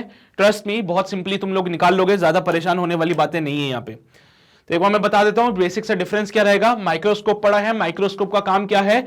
छोटे ऑब्जेक्ट्स को बड़ा करके बता देता है। माइक्रोस्कोप क्या करता है? छोटे छोटे ऑब्जेक्ट्स को बड़ा करके बता देता है। तो इसके मैग्नीफाइंग पावर कितनी होती है? मैग्नीफाइंग पावर की बात कर लेते हैं, तो भाई मैग्नीफाइंग पावर जो हो जाएगा वो होता है थीटा बाय थीटा नॉट। अब अलग अलग केसेस में theta by theta naught find out कर रहे हैं हम लोग, और इसमें पुट करते जा रहे हैं, मैग्नीफाइंग पावर हो गया, थीटा विजुअल एंगल होता है। और ठीक है, अब यहां पे जब मैंने कंपाउंड माइक्रोस्कोप की बात करी तो बेसिकली दो पोजीशंस आ रही है, कंपाउंड की बात करो या फिर नॉर्मल जो सिंपल माइक्रोस्कोप होता है उसकी बात कर लो। तो सिंपल माइक्रोस्कोप की जब हमने बात करी थी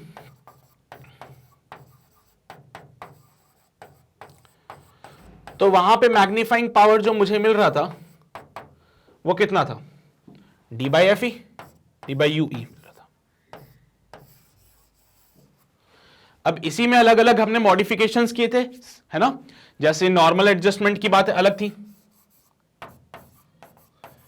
नॉर्मल एडजस्टमेंट में तो बात ही अलग थी, हम चाहते थे इमेज कहां पे बनेगी, इंफिनिटी पे बनेगी, तो इमेज को चाहते थे आप लोग कहां पे, इंफिनिटी पे। तो इसलिए यहां पे मैग्नीफाइंग पावर जो बना था वो मिला था d/fe, क्योंकि ऑब्जेक्ट को कहां पे रखना पड़ता है, यहां पे फोकस पे रखना पड़ता था। इमेज अगर इंफिनिटी पे चाहिए तो ऑब्जेक्ट को फोकस पे रखना पड़ता था। फिर दूसरा आता था नॉर्मल एडजस्टमेंट के बाद में हम दूसरा पोजीशन रखते थे जिसपे कि हमें क्लियर विजन आ जाए, तो हम चाहते थे इमेज जो फॉर्म होगी वो नियर पॉइंट पे फॉर्म होगी, तो image formed at near point.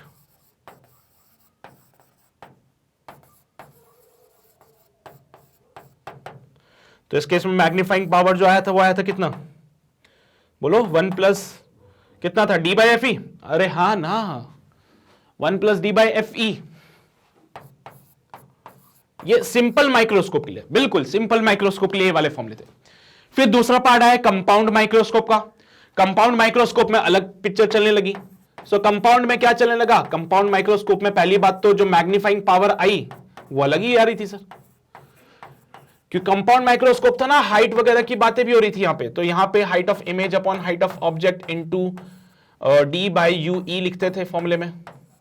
अब वही है, अलग अलग मैग्निफिकेशन, या फिर v0/u0 कर लीजिए। यहां पे v0 ऑब्जेक्टिव से हम मेजरमेंट्स कर रहे थे यहां पे d/ue, ठीक है। अब फिर से वही बात है, पहला केस आता था नॉर्मल एडजस्टमेंट, जिसमें कि हम चाहते थे कि इमेज इंफिनिटी पे बने, तो नॉर्मल एडजस्टमेंट के लिए मैग्नीफाइंग पावर बना h2/h1 d/fe। ये नॉर्मल एडजस्टमेंट की बातें थी।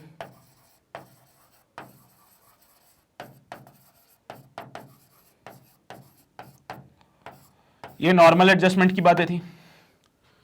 फिर दूसरे केस में आप लोग क्या चाहते थे, हम लोग चाहते थे कि इमेज जो फॉर्म होगी वो नियर पॉइंट पे फॉर्म हो, तो हमने बोला इमेज हम चाहते हैं नियर पॉइंट पे बने। तो नियर पॉइंट के लिए हमारे पास इमेज जो बनी थी, तो यहां पे h2/h1 1 प्लस d/fe।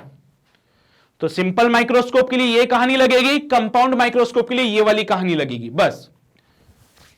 इसके अलावा डायग्राम मैं तुम्हें बता चुका हूं, डायग्राम अगर बनाने आते हैं तो डेफिनेटली तुम्हारा काम बहुत आसान हो गया। इसके अलावा कुछ भी नहीं है इसमें, इसके अलावा कुछ भी नहीं है, ठीक है। तो इसको भी नोट कर लो भाई जल्दी से, फिर आगे बढ़ते हैं हम लोग। एक डिफरेंस बता दिया मैंने, सिंपल माइक्रोस्कोप, कंपाउंड माइक्रोस्कोप, हो गया। ऐसे एक डिफरेंस आता है टेलीस्कोप में भी, ऐसे ही डिफरेंसेस आते हैं टेलीस्कोप में भी। तो टेलीस्कोप एक ऐसा डिवाइस है जिसका काम क्या है, दूर के ऑब्जेक्ट्स को पास में लाके रखने का। तो टेलीस्कोप का मेन काम क्या है कि सर किसी भी डिस्टेंट ऑब्जेक्ट को वो हमारे पास में ले आता है। तो to look a distant object such as the star, planet और the distant tree, we use another instrument called as the telescope. तो एक ऐसा डिवाइस यूज करते हैं जिसका नाम होता है टेलीस्कोप। टेलीस्कोप की अगर हम बात करें तो टेलीस्कोप दो टाइप के होंगे, रिफ्रैक्टिंग टेलीस्कोप जिसमें रिफ्रैक्शन का कॉन्सेप्ट लगता है, ठीक है। तो एक है रिफ्रैक्टिंग वाला टेलीस्कोप और एक होता है रिफ्लेक्टिंग वाला टेलीस्कोप। एक होता है रिफ्लेक्टिंग वाला टेलीस्कोप। तो एक रिफ्रैक्टिंग है और एक रिफ्लेक्टिंग है। रिफ्लेक्शन कहां है, बेसिकली मिरर्स में। तो भाई एक ऐसा टेलीस्कोप जिसमें हम मिरर का यूज करने वाले हैं, और रिफ्रैक्शन का काम होता है लेंस में। तो एक ऐसा टेलीस्कोप जिसमें लेंस यूज करता है। बेसिकली हम यूज तो पहले यही कर रहे थे, बट इस वाले लेंस में कुछ दिक्कतें हैं, जिसलिए हम लोगों को क्या करते हैं, मिरर्स पे जाना पड़ता है। क्या दिक्कतें हैं वो सब अभी आगे चल के बताऊंगा। तो शुरुआत करते हैं हमारा रिफ्रैक्टिंग टेलीस्कोप से। और रिफ्रैक्टिंग टेलीस्कोप में जो सबसे पहले हमारे पास आएगा वो है एस्ट्रोनॉमिकल टेलीस्कोप। ऐसा वाला तुमने देखा होगा, चांद सितारे देखने के लिए। ठीक है। तो एस्ट्रोनॉमिकल टेलीस्कोप भी वही है भाई, इसमें भी दो कन्वर्जिंग लेंस लगे होंगे, एक ऑब्जेक्ट के पास होता है और एक आंख के पास होता है। जो ऑब्जेक्ट के पास है दैट्स कॉल्ड द ऑब्जेक्टिव, जो आईज के पास है उसको आईपीस बोलते हैं। दोनों ही कैसे है, कन्वर्जिंग लेंस है और कोएक्सियली प्लेस कर रखे। तो one facing the distant object is called the objective और one other facing the eye is called the eyepiece. यहां पे कहानी उल्टी है। पहले क्या होता था, सो माइक्रोस्कोप में ऑब्जेक्टिव वाला लेंस छोटा होता था और आईपीस वाला लेंस बड़ा होता था, डिफरेंस था। इस बार पिक्चर चेंज हो चुकी है। पिक्चर कहती है कि भाई ऑब्जेक्टिव का जो अपर्चर होगा वो बड़ा होगा, आईपीस का अपर्चर थोड़ा छोटा होगा, थोड़ा छोटा बड़े के रिस्पेक्ट में। ऐसे ओवरऑल छोटा नहीं बोल रहा हूं मैं, ठीक है। आईपीस जो है यहां पे वो ऑब्जेक्टिव के रेस्पेक्ट में थोड़ा छोटा होगा, बाकी होते ये भी बड़ा ही है। अगर आप देखोगे तो ऑलमोस्ट आपको सेम जैसे दिखेंगे, लेकिन थोड़ा सा वेरिएशन होता है यहां पे, ठीक है। तो ऑब्जेक्टिव के रेस्पेक्ट में आईपीस यहां पे छोटा होगा। ऑब्जेक्टिव लेंस को बड़ा क्यों रखते हैं, क्योंकि हम चाहते हैं कि ज्यादा बड़ा लेंस होगा तो ज्यादा लाइट रे आएगी, ज्यादा लाइट रे अगर आएगी तो इमेज जो बन रही है उसकी इंटेंसिटी ज्यादा अच्छी होगी फिर, ठीक है। तो क्योंकि आपको डेफिनेटली सी बात है ऐसे ऑब्जेक्ट्स को देखना है जो इन्फिनिटी पे है, जैसे चांद सितारे हमारे लिए इन्फिनिटी पे है, तो हम ऐसे ऑब्जेक्ट को देखना चाहते हैं जो इन्फिनिटी पे हो।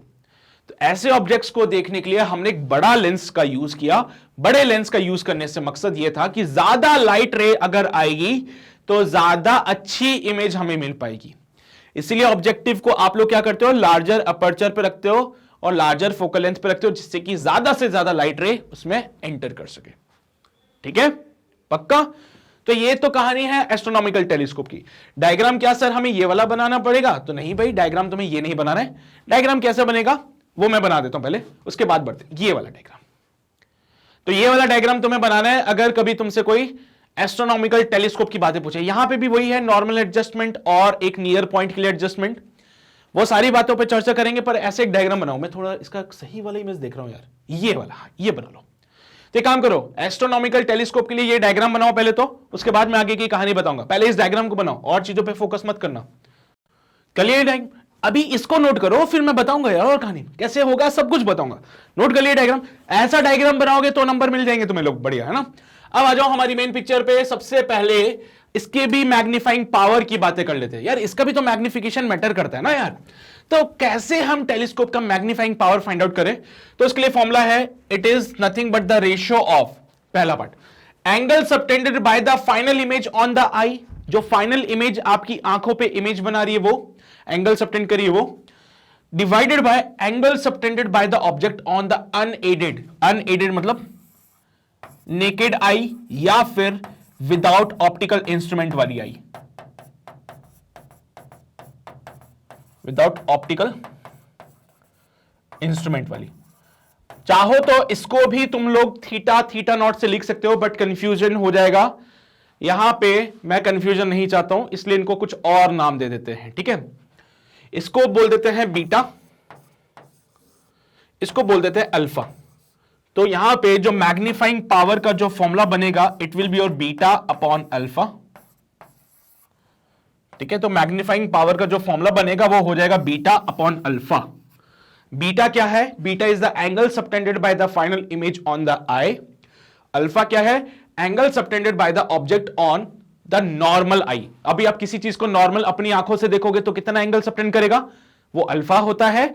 और अगर आपने उसी ऑब्जेक्ट को ऑप्टिकल इंस्ट्रूमेंट से देखा तो उसकी इमेज आपकी आंखों पे कितना एंगल सबटेंड करती है, वो हो जाएगा बीटा, वो एंगल कहलाएगा बीटा।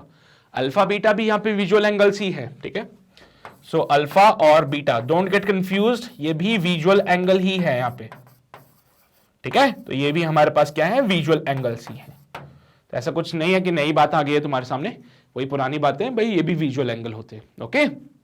चलो भाई, ये मैग्नीफाइंग पावर है, इसको पहले नोट करो फिर आगे बढ़ते हैं हम लोग। हो गया नोट, कर लिया सभी ने, बहुत ही बेहतरीन। अब यहां पे भी हमारे पास दो टाइप के एडजस्टमेंट आते हैं। सबसे पहला होता है नॉर्मल एडजस्टमेंट, नॉर्मल एडजस्टमेंट हो जाएगा पहली बात, जिसमें कि हम क्या चाहते हैं, इमेज इंफिनिटी पे बने। और दूसरी जो होती है, इसको कहते हैं कि इमेज हम चाहते हैं नियर पॉइंट पे, तो इसको मैं नियर पॉइंट एडजस्टमेंट बोल देता हूं। तो नॉर्मल एडजस्टमेंट में आप इसको ऐसे एडजस्ट करेंगे सो दैट इमेज इंफिनिटी पे बन जाए, ठीक है। नॉर्मल एडजस्टमेंट में आप लेंस को ऐसे एडजस्ट करोगे कि इमेज इंफिनिटी पे बन जाए, और नियर पॉइंट एडजस्टमेंट में आप लेंस को ऐसे एडजस्ट करोगे कि इमेज जो है वो कहां पे बन जाए, नियर पॉइंट पे बन जाए। इसमें आप क्या चाहते हो, इमेज कहां पे बनेगी, इंफिनिटी पे बने। तो ये वाले दो एडजस्टमेंट यहां पे भी काम आएंगे, इन पे चर्चा कर लेते हैं। सबसे पहले हम बढ़ेंगे नॉर्मल एडजस्टमेंट पे, ठीक है। मैग्नीफाइंग पावर का फॉर्मूला तो पता चल ही गया तुम लोगों को। तो मैग्नीफाइंग पावर पे बाद सबसे पहले आते हैं भाई नॉर्मल एडजस्टमेंट। नॉर्मल एडजस्टमेंट में आप क्या चाहते हो कि इमेज जो बनेगी वो कहां पे बनेगी, इमेज बननी चाहिए इंफिनिटी पे। इमेज कहां बननी चाहिए, इंफिनिटी पे बननी चाहिए। तो ये हमारा ऑब्जेक्टिव लेंस हो गया। ध्यान से सुनना इस चीज को, इंपॉर्टेंट है तुम्हारे लिए। ये ऑब्जेक्टिव लेंस है और यहां पे ये आईपीस है। अब हुआ यूं कि लाइट रे जब आई तो पहले वो ऑब्जेक्टिव लेंस आई, क्योंकि ऑब्जेक्ट हमारा इंफिनिटी पे है। क्योंकि ऑब्जेक्ट हमारा इंफिनिटी पे है तो लाइट रे जो है वो भी कहां से आ रही है, इंफिनिटी से आ रही है। तो एक लाइट रे तो ऑप्टिकल सेंटर से पास हुई, वो सीधी चली गई। एक लाइट रे इंफिनिटी से आ रही है तो आफ्टर रिफ्रैक्शन वो क्या होगा, it will pass through this, ठीक है। तो वो क्या होगी, फोकस से पास हो जाएगी। वो क्या हो जाएगी, फोकस से पास हो जाएगी, known as the objective focus. Objective का फोकस है। मैंने देखा कि ये लाइट रे ना यहां पे मिल रही है, तो जो ऑब्जेक्ट हमारा इंफिनिटी पे था, पी क्यू ऑब्जेक्ट हमारा जो इंफिनिटी पे था, उसकी इमेज बनती है पी डैश क्यू डैश। अब अगर कोई ऑब्जेक्ट इंफिनिटी पे है दैट मींस वो बहुत बड़ा है। अगर कोई ऑब्जेक्ट इंफिनिटी पे है दैट मींस वो बहुत बड़ा है। इतने बड़े ऑब्जेक्ट की इतनी सी इमेज बनी, तो इमेज कैसी बनती है, रियल, इन्वर्टेड और डिमिनिश्ड। कैसी इमेज बनी, छोटी इमेज बनी। इंफिनिटी पे ऑब्जेक्ट है, बड़ा है बहुत, जैसे तुमने चांद को देखा, चांद बहुत बड़ा है, तो ऐसा बहुत बड़ा ऑब्जेक्ट उसकी छोटी इमेज बनी, ठीक है। तो पहले ऑब्जेक्टिव लेंस का काम खत्म हो गया, पहले ऑब्जेक्टिव लेंस का काम खत्म हो गया। अब दूसरा लेंस जाग गया, दूसरे लेंस ने बोला मेरा काम शुरू हो गया। दूसरे लेंस को आप एडजस्ट करोगे। तुमने देखा होगा कि पायरेट्स ऑफ द कैरिबियन में वो जैक स्पैरो और वो देखते थे ना ऐसे दूरबीन से, है ना, वो ऐसे एडजस्ट करते थे। तो क्या करते थे वो भी तो उसको एडजस्ट करते थे ना यार। जब वो देखते थे ऐसे आंखों से तो उसको एडजस्ट करते थे, बड़ा कर लेते थे, छोटा कर लेते थे, वो उसको एडजस्ट करते थे। तो वो एडजस्ट करने का मकसद ये है कि हम इसको एडजस्ट कर रहे हैं, हम इसको एडजस्ट कर रहे सो दैट ये जो इमेज मुझे मिली है ये आईपीस के फोकस पे आ जाए। क्यों, क्योंकि ऑब्जेक्टिव का जो इमेज है वो आईपीस का ऑब्जेक्ट का काम करेगा। हां सर बिल्कुल। तो ऑब्जेक्टिव की जो इमेज बनी है, ऑब्जेक्टिव ने जो इमेज बनाई है, ये इमेज आईपीस के लिए ऑब्जेक्ट का काम करेगा। तो आईपीस को एडजस्ट करा सच दैट ये जो इमेज मिली है पी डैश क्यू डैश, ये इसके फोकस पे आ जाए।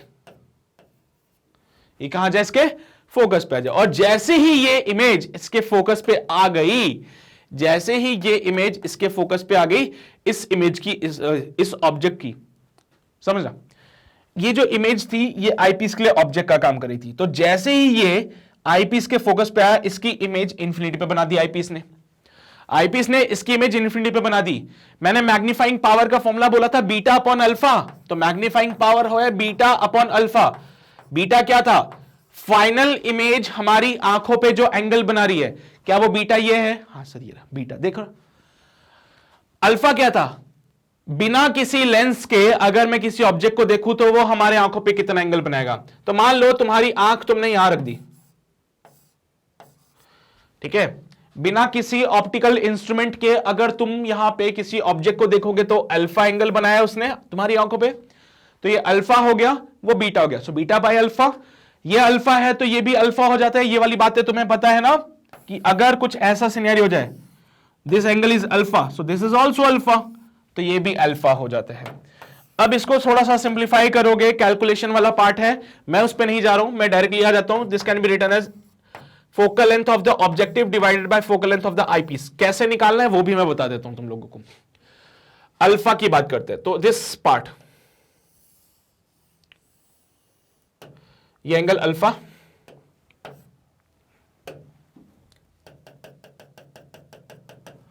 ये पार्ट तुम्हारा अल्फा हो जाएगा, ठीक है। जरा tan अल्फा का फॉर्मूला बताओ मुझे। tan alpha perpendicular upon base, tan alpha perpendicular upon base. मैं तुम्हें पहले भी बोल चुका हूं, अगर ऑब्जेक्ट दूर है तो उसका विजुअल एंगल छोटा बनता है, अगर ऑब्जेक्ट पास में होता है तो उसका विजुअल एंगल बड़ा बनता है। ये ऑब्जेक्ट इंफिनिटी पे है, अगर ऑब्जेक्ट हमारा इंफिनिटी पे है तो उसका विजुअल एंगल छोटा होगा। And for small angles we know better, for small angles we know better कि tan ऑफ थीटा को आप अप्रोक्सीमेटली थीटा भी लिख सकते हो। तो सिमिलरली tan ऑफ अल्फा जो परपेंडिकुलर अपॉन बेस आया था, it can be also written as alpha. So यहां से फॉर्मूला बनता है alpha equals to perpendicular upon base. Perpendicular कहां है? P डैश Q डैश है, तो परपेंडिकुलर की जगह मैं लिखता हूं P dash Q dash, base पे लिखेंगे F नॉट कि FE। बोलो बेस पे क्या लिखोगे आप? इसको क्या लिखोगे?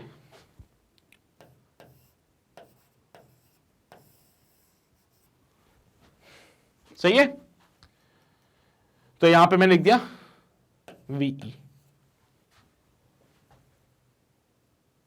सही, अच्छा जी, बहुत बढ़िया। अब वही काम इसके लिए भी कर लो आप, बीटा के लिए। सो यहां पे tan बीटा को भी ऐसे लिखोगे, कुछ tan बीटा को भी ऐसे लिखोगे। tan बीटा को क्या लिखोगे? tan beta perpendicular upon base, तो परपेंडिकुलर की जगह P dash Q dash divided by base में ये आ जाएगा UE। V नॉट लिख देना इसको।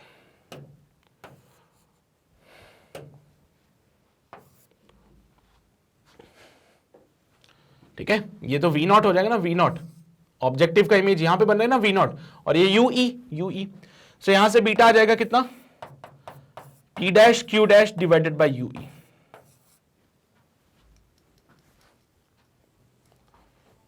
सही है, अच्छा। अब जरा गौर फरमाना इस बात पे, यहां से बीटा अपॉन अल्फा कर लेते हैं, तो बीटा अपॉन अल्फा करोगे तो बनेगा P dash Q dash divided by UE multiplied by V not divided by P dash Q dash. मार दो भाई, ये हो जाएगा V नॉट बाय QE। ठीक है,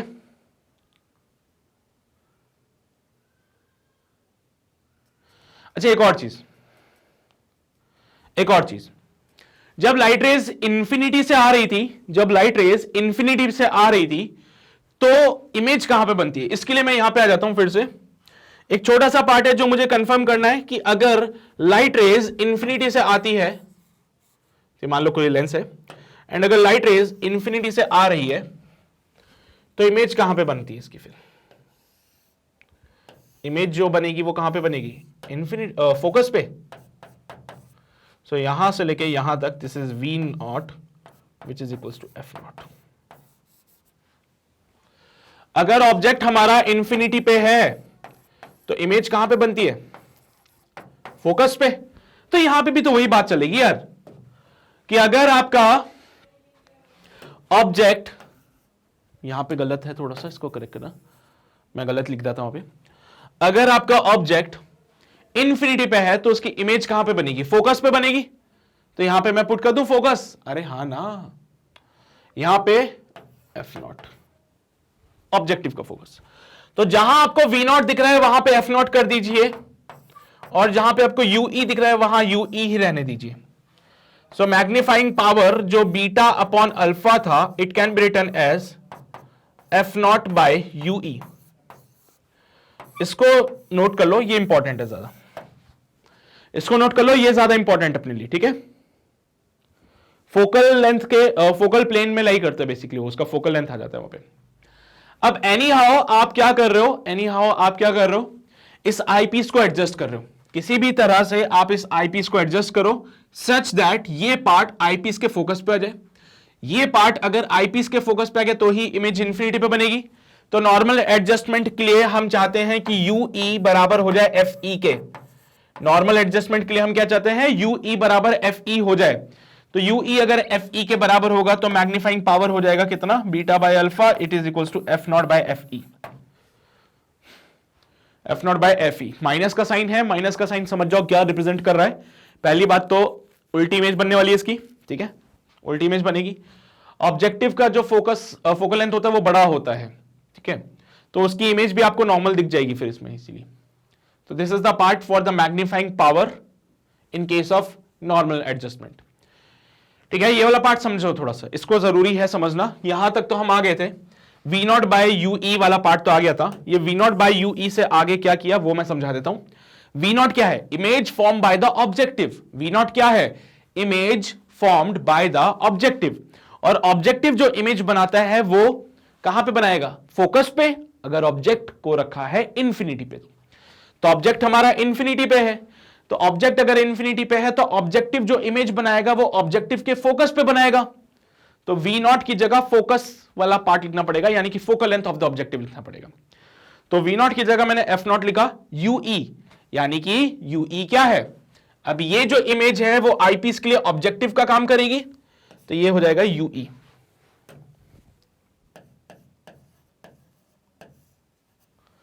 ये UE हो जाएगा, क्योंकि ये जो इमेज है वो आईपीस के लिए ऑब्जेक्टिव का काम करेगा, इसलिए मैंने इसका ऑब्जेक्टिव वाले पार्ट में लिखा है UE।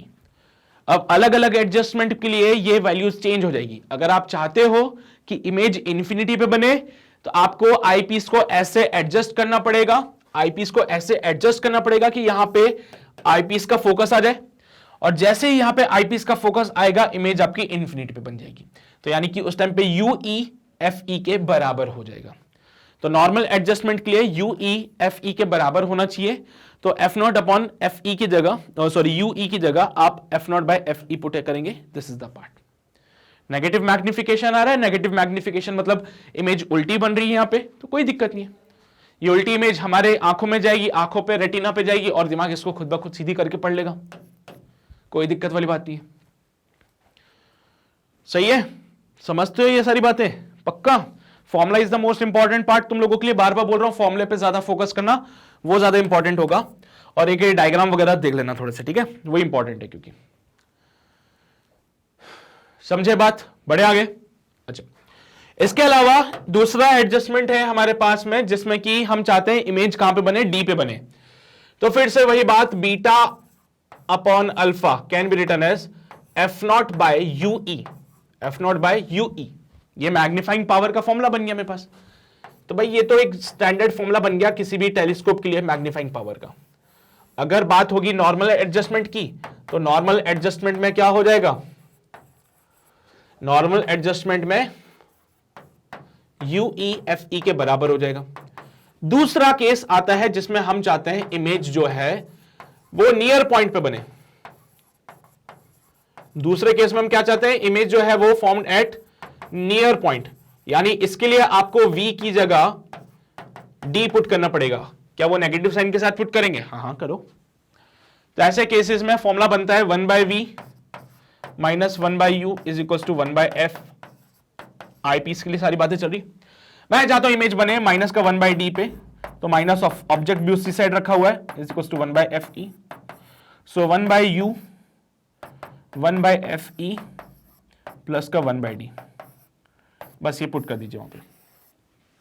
तो जहां पे UE है वहां पे ये वाला पार्ट पुट करना है। तो चलो भाई हो जाओ शुरू। तो मैग्नीफाइंग पावर इस केस में बनेगी F नॉट 1/UE की जगह 1/FE प्लस 1/D। तो this can be written as F not by FE plus F not by D। It's the magnifying power. ये भी सही है, कोई दिक्कत वाली बात नहीं है, इसमें भी बिल्कुल सही फॉर्मूला है ये भी। बाकी यहां से देख लो, इन कैल्शियम ले लोगे F not in plus D upon FE into D, ये वाला फॉर्मूला मैग्नीफाइंग पावर का यहीं से आ रहा है। बाकी मैग्नीफाइंग पावर यहां पे नेगेटिव में हो जाएगी, इसलिए माइनस में चलने देना है सारी कहानी। बाकी चाहो तो FE को कॉमन निकाल दे सकते हो यहां से। तो यहां से एक और फॉर्मूला भी बन सकता है ये वाला। कैसे? FE को कॉमन निकाल दो बाहर, FE जैसे बाहर आएगा यहां बनेगा 1 plus FE upon D। FE को बाहर निकाल दो, F not by FE 1 plus FE by D। ज्यादा अच्छा फॉर्मूला यही रहेगा तुम्हारे लिए। सो मैग्नीफाइंग पावर का फॉर्मूला जो रहेगा F not by FE 1 plus FE by D।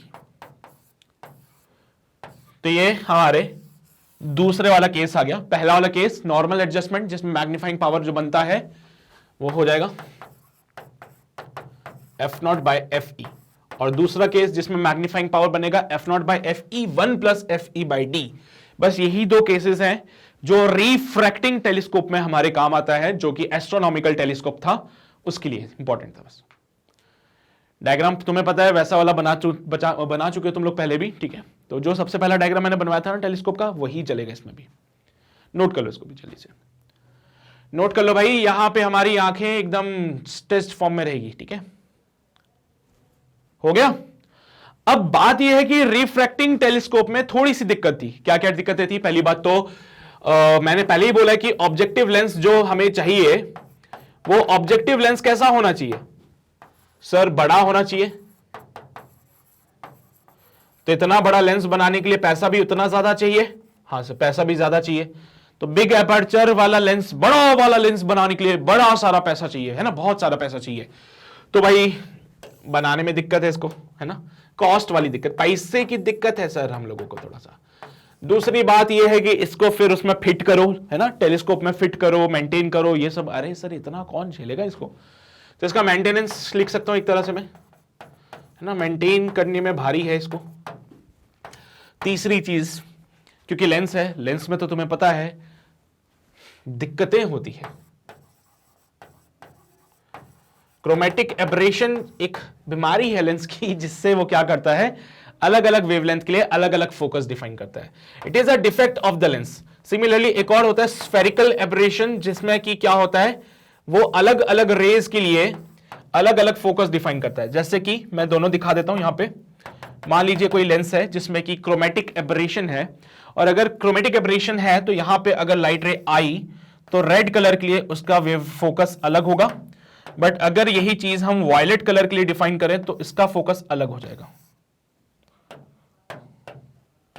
Light रे अगर आती है तो वायलेट के लिए अलग फोकस डिफाइन करेगा, रेड के लिए अलग फोकस डिफाइन करेगा वो।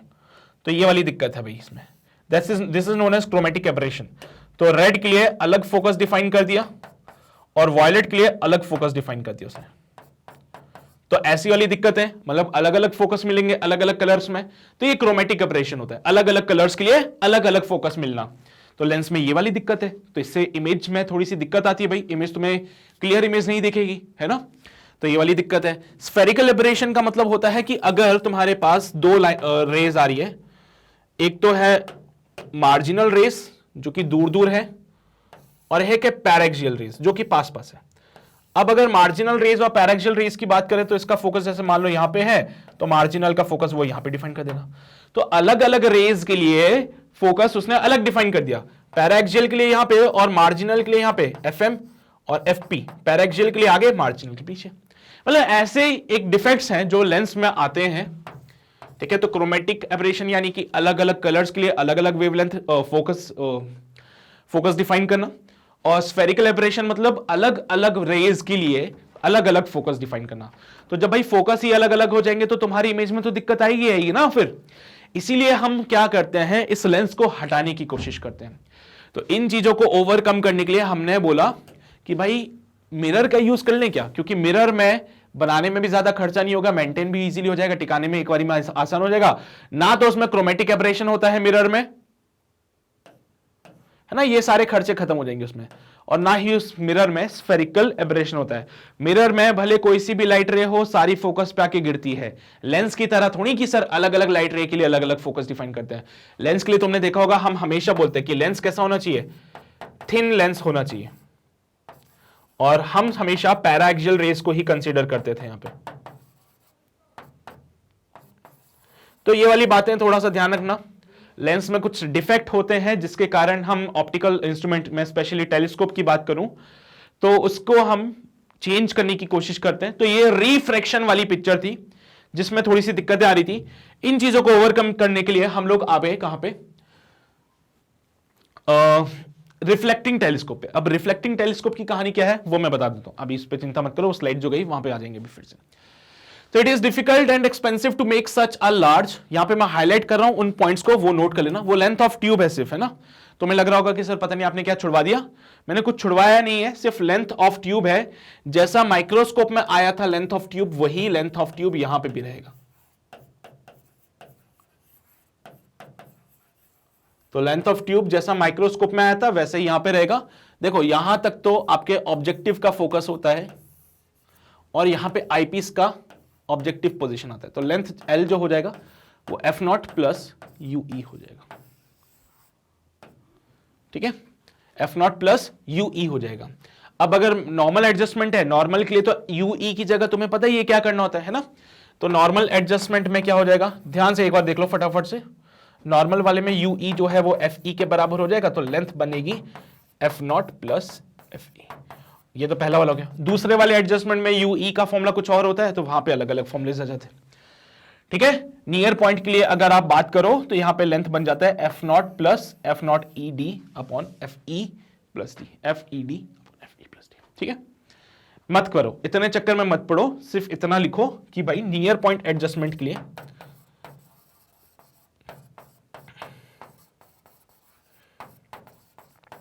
जो लेंथ होता है वो एफ नॉट प्लस यूई होता है। यूई को कैसे निकालेंगे, 1/v minus 1/u equals to 1/f से। इस फॉर्मूले से आप यूई को फाइंड आउट करोगे। तो ये सब नॉर्मल सी बातें थी, तुम्हें पता है इसके बारे में। ठीक है, तो ये सब तो नॉर्मल सी बातें थी, तुम्हें पता है। मैं आना चाहता हूं फिर से हमारे मेन मुद्दे पे, जो कि था रिफ्लेक्टिंग टेलीस्कोप। तो यहां से कहानी शुरू होती है रिफ्लेक्टिंग टेलीस्कोप की। क्यों हमने रिफ्लेक्टिंग टेलीस्कोप का यूज किया ये मैं बता चुका हूं, क्योंकि हमारे पास नॉर्मल टेलीस्कोप का लेंस बनाने के लिए पैसे तो है, लेकिन बार बार कितने पैसे खर्च करेंगे यार हम लोग, है ना। So it is difficult and expensive to make such a large size lens which forms image that are free from any kind of chromatic aberration and distortions. ठीक है, तो भाई ये बहुत डिफिकल्ट है और बहुत ही ज्यादा महंगा है एक ऐसा लेंस बनाना जो कि इतना बड़ा हो और इतने बड़े होने के साथ साथ उसमें कोई डिफेक्ट भी ना हो। ऐसा तो हो ही नहीं सकता sir. The main consideration with an astronomical telescope are its light gathering power and its resolution or the resolving power. The former clearly depends on the area of the objective. देखो भाई, जो रेजोल्यूशन होता है ना किसी भी image का, या जो रिजॉल्विंग पावर है, वो कहीं ना कहीं डिपेंड कर रही है कि एरिया ऑफ द ऑब्जेक्टिव कितना है। जितना ज्यादा होगा, ठीक है, जितना बड़ा डायमीटर होगा, फेंटर ऑब्जेक्ट्स कैन बी ऑब्जर्व, उतना ही छोटे ऑब्जेक्ट को हम देख सकते हैं easily. The resolving power or the ability to observe two objects distinctly which are in very clearly nearly the same direction also depends on the diameter of the objective. यहां पे पूरी ऑब्जेक्टिव के lens की तारीफ की गई है। बोला गया है कि ऑब्जेक्टिव लेंस का डायमीटर बड़ा इसलिए रखते हैं सो दैट ज्यादा से ज्यादा लाइट रेज आ सके और ज्यादा अच्छी और क्लियर इमेज हमें मिल सके। ठीक है, अब यही बात लिखी है, फेंटर ऑब्जेक्ट यानी कि छोटे मोटे ऑब्जेक्ट्स को भी हम देख सकते हैं अगर बड़ा लेंस होगा तो। अपार्ट फ्रॉम दिस, अगर दो ऑब्जेक्ट पास पास रखे हैं, कभी कभार होता है ना, तुम्हें दिखता नहीं ना, दूर कोई दो ऑब्जेक्ट्स होते हैं, तुम्हें दिखते नहीं है कि अलग अलग है ना, होता है ना, तो उसके लिए भी एक बड़ा लेंस बहुत काम का है, क्योंकि बड़े लेंस से हमें पता चल जाता है कि दो ऑब्जेक्ट्स अलग अलग रखे हुए हैं जो कि बहुत दूर थे। कभी कभार ऐसा होता है कि बहुत दूर दो पेड़ होते हैं, बहुत दूर अगर दो पेड़ हैं तो कभी कभार हमें वो क्लियरली दिखाई नहीं देते, हमें लगता है एक ही पेड़ है वहां पे, है ना, कंफ्यूजन होता है कि दो पेड़ है कि नहीं है भाई। तो अगर लार्ज डायमीटर का लेंस, अगर लार्ज अपर्चर का लेंस आप यूज करते हो तो आपको वो चीजें भी पता चलती है। ठीक है, so the desirable aim in optical telescope is to make them with the objective of larger diameter. तो हम चाहते हैं कि लार्जर डायमीटर का ऑब्जेक्टिव लेंस होना चाहिए। लार्जेस्ट लेंस जो अभी हमारे पास प्रेजेंट है, ठीक है, वो कौन सा है, the largest lens objective in use has a diameter of 40 inches which is approximately 1 metre. 100 centimetre का लेंस है अभी हमारे पास। सोच सकते हो 100 सेंटीमीटर का लेंस है हमारे पास एक। Such big lens tends to be very heavy and therefore difficult to make and support by their edges. वही बात भाई, पहली बात तो उसको बनाना बहुत भारी, दूसरा बात उसको कैसे पकड़ के रखे, ऐसे मेंटेन करना बहुत भारी है, क्योंकि कोई इसको होल्ड करके रखे, it's very difficult for us. तो एक बड़े डायमीटर, एक बड़े अपर्चर वाला ऑब्जेक्टिव लेंस फायदेमंद है, लेकिन उसके साथ कुछ दिक्कतें हैं सर। तो वो दिक्कतें ऊपर लिखी है, फायदे यहां पे लिखे हैं, तुम्हें भी लिखने होंगे। ठीक है, ये है प्रॉब्लम्स, और इधर वाले पैरा में लिखा है एडवांटेजेस। बड़े ऑब्जेक्टिव लेंस का क्या फायदा है वो यहां पे लिख दिया है, क्या दिक्कतें हैं वो ऊपर लिख दी है सब उसकी। ठीक है, क्लियर है ये सारी बातें? पक्का? चलो भाई, अब ये बात हुई कि ठीक है, इन वजहों से हम किसी भी मॉडर्न टेलीस्कोप में लेंस का इस्तेमाल ना करके हम कोशिश करते हैं उसमें कॉनकेव मिरर का यूज कर लें, क्योंकि जब बात आती है मिरर की तो ये सारी दिक्कतें खत्म हो जाती है। मिरर में ये सारी दिक्कतें खत्म हो जाएगी, क्योंकि ना तो मिरर में क्रोमेटिक एब्रेशन होता है ना ही स्फेरिकल एब्रेशन होता है। तो telescope with mirror objective are called as the reflecting telescope. यहां से कहानी शुरू होती है रिफ्लेक्टिंग टेलीस्कोप की। क्या है? कोई क्रोमेटिक एब्रेशन नहीं है मिरर में, मैकेनिकल सपोर्ट बहुत ज्यादा ही इजी है हमारे लिए, मिरर का वेट लेस होता है और लेंस से, एंड डेफिनेटली इसको बनाने के लिए भी ज्यादा खर्चा नहीं है। ये पार्ट नोट कर लीजिए, इसको जल्दी से नोट करो, फिर आगे बढ़ते हैं हम लोग। अगला और एडवांटेज दिखाता हूं, डायग्राम भी दिखाऊंगा कौन सा वाला आएगा इसमें काम। ठीक है भाई, तो इसमें से भी जो इंपॉर्टेंट है वो यही है, मैकेनिकल सपोर्ट। क्रोमेटिक एब्रेशन वाला ज्यादा बेटर है तुम्हारे लिए। ठीक है, there is no chromatic aberration, बस यहां तक, there is no chromatic aberration in the mirror. यानी कि मिरर ऐसे वो भेदभाव नहीं करता अलग अलग कलर्स के लिए, जैसे लेंस करता था ना कि मैं तो रेड का फोकस वहां बनाऊंगा, वायलेट का फोकस वहां बनाऊंगा। मिरर ने बोला नहीं भैया, हमारे लिए सब एक समान है, हम सबका फोकस एक ही जगह बनाएंगे, भले वो रेड कलर है, वॉयलेट कलर है, पैराएक्सियल रेज है, मार्जिनल रेज है, हमें फर्क नहीं पड़ता उन सबसे। ठीक है, बहुत बढ़िया। तो इस टाइप का कैसा मिरर होता है? तो इस टाइप का जो मिरर है वो है, उसका नाम है कैसीग्रेन। अभी बताता हूं कैसा दिखता है वो। One obvious problem with the reflecting, अब देखो भाई, रिफ्लेक्टिंग टेलीस्कोप भी इतना अच्छा नहीं है, उसमें भी दिक्कत है। अब दिक्कत क्या है कि रिफ्लेक्टिंग टेलीस्कोप में एक ही दिक्कत है कि यहां पे फोकस करता है लाइट को इनसाइड द टेलीस्कोप ट्यूब। जो टेलीस्कोप का ट्यूब होगा ना, क्योंकि ऑब्वियसली बात है ऑब्जेक्टिव लेंस की एक टारगेट है कि वो जो भी लाइट होगी वो फोकस पे लाएगा। अब भले वो लेंस है, भले वो मिरर है, सभी फोकस पे लाते हैं सर लाइट को। तो ये भी क्या कर रहा है, क्योंकि इसमें अंदर एक कॉनकेव मिरर लगाया गया है, तो वो लाइट को फोकस करता है inside the telescope tube. One must have an eyepiece, एक आदमी को एक आई पीस की जरूरत पड़ेगी यहां पे, and the observer right there obstructing some light depending on the size of the observer cage. या तो कोई आदमी उसको ऑब्जर्व करने के लिए, क्योंकि इतना बड़ा कॉनकेव मिरर, वो अगर लाइट को फोकस पे लाएगा और फेंक देगा तो उसको ऑब्जर्व करने के लिए भी तो हमें कुछ चाहिए, है ना भाई। इतना बड़ा मिरर अगर लाइट को एक जगह पे लाके फोकस कर देगा तो उसको देखने के लिए भी तो हमें कुछ चाहिए होगा। तो या तो कोई एक आईपीस आपको रिक्वायर्ड है, या फिर ऐसे कुछ एक ऑब्स्ट्रक्टिंग सम लाइट, मतलब कुछ ऐसी चीजें जो लाइट को रोक सके। ठीक है, तो एक केज जैसा कुछ बनाया जाता है जिसके अंदर हम ऑब्जर्वर को बिठा दे, फिर वो वहां से देखता रहता है बैठ के। This is what is done in the very large, at least 5 metre diameter में करा जाता है। और ये जो जगह है,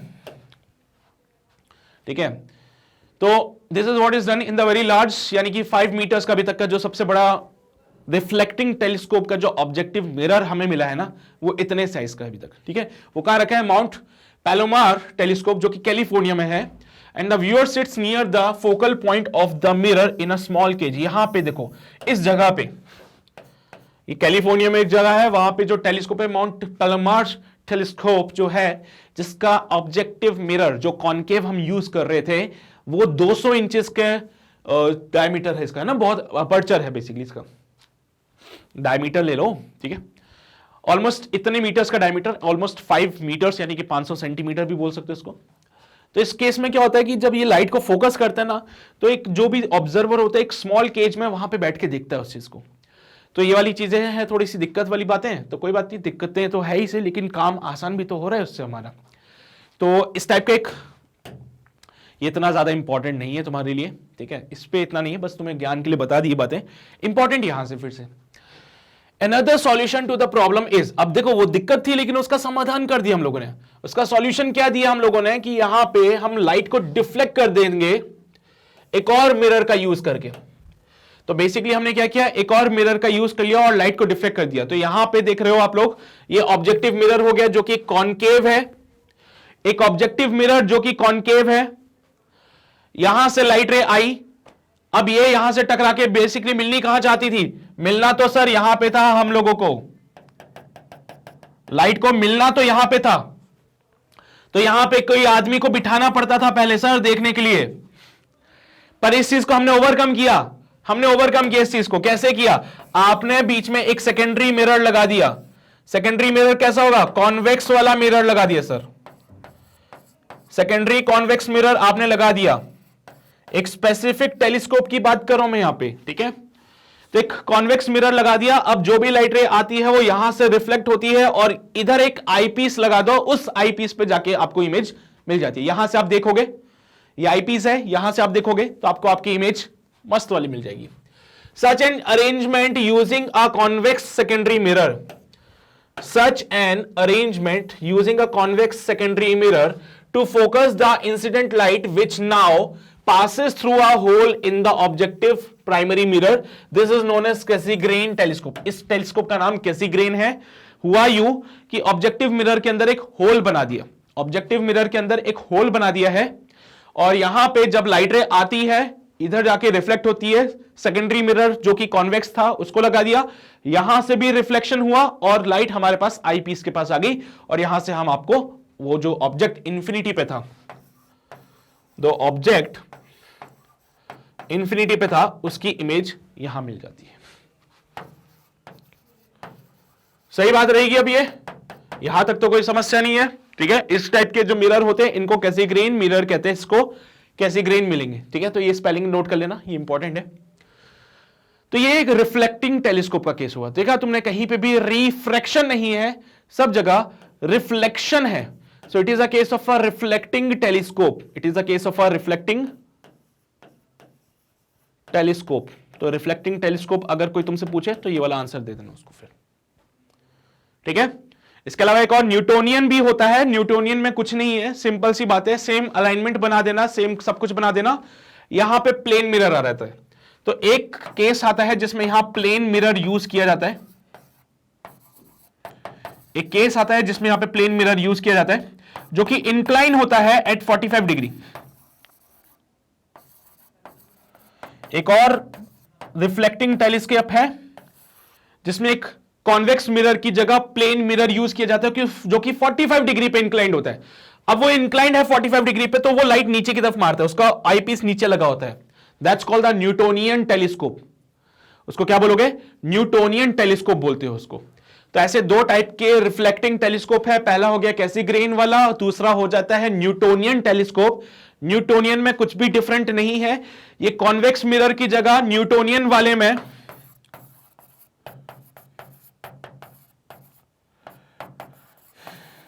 स्पेलिंग देख लेना, मैंने कहीं गलत ना लिख दी हो।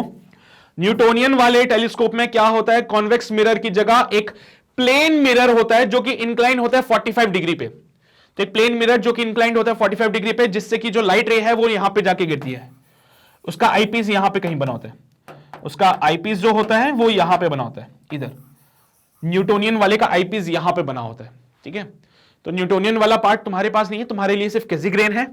बाकी फॉर्मूलेस की चिंता मत करो, जो तुमने पहले रिफ्रैक्टिंग टेलीस्कोप के फॉर्मूले लगाए थे, सेम फॉर्मूलाज यहां पे लग जाएंगे।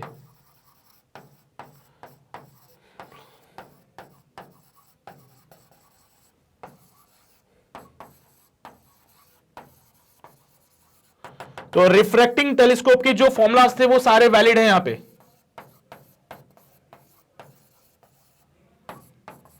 ठीक है।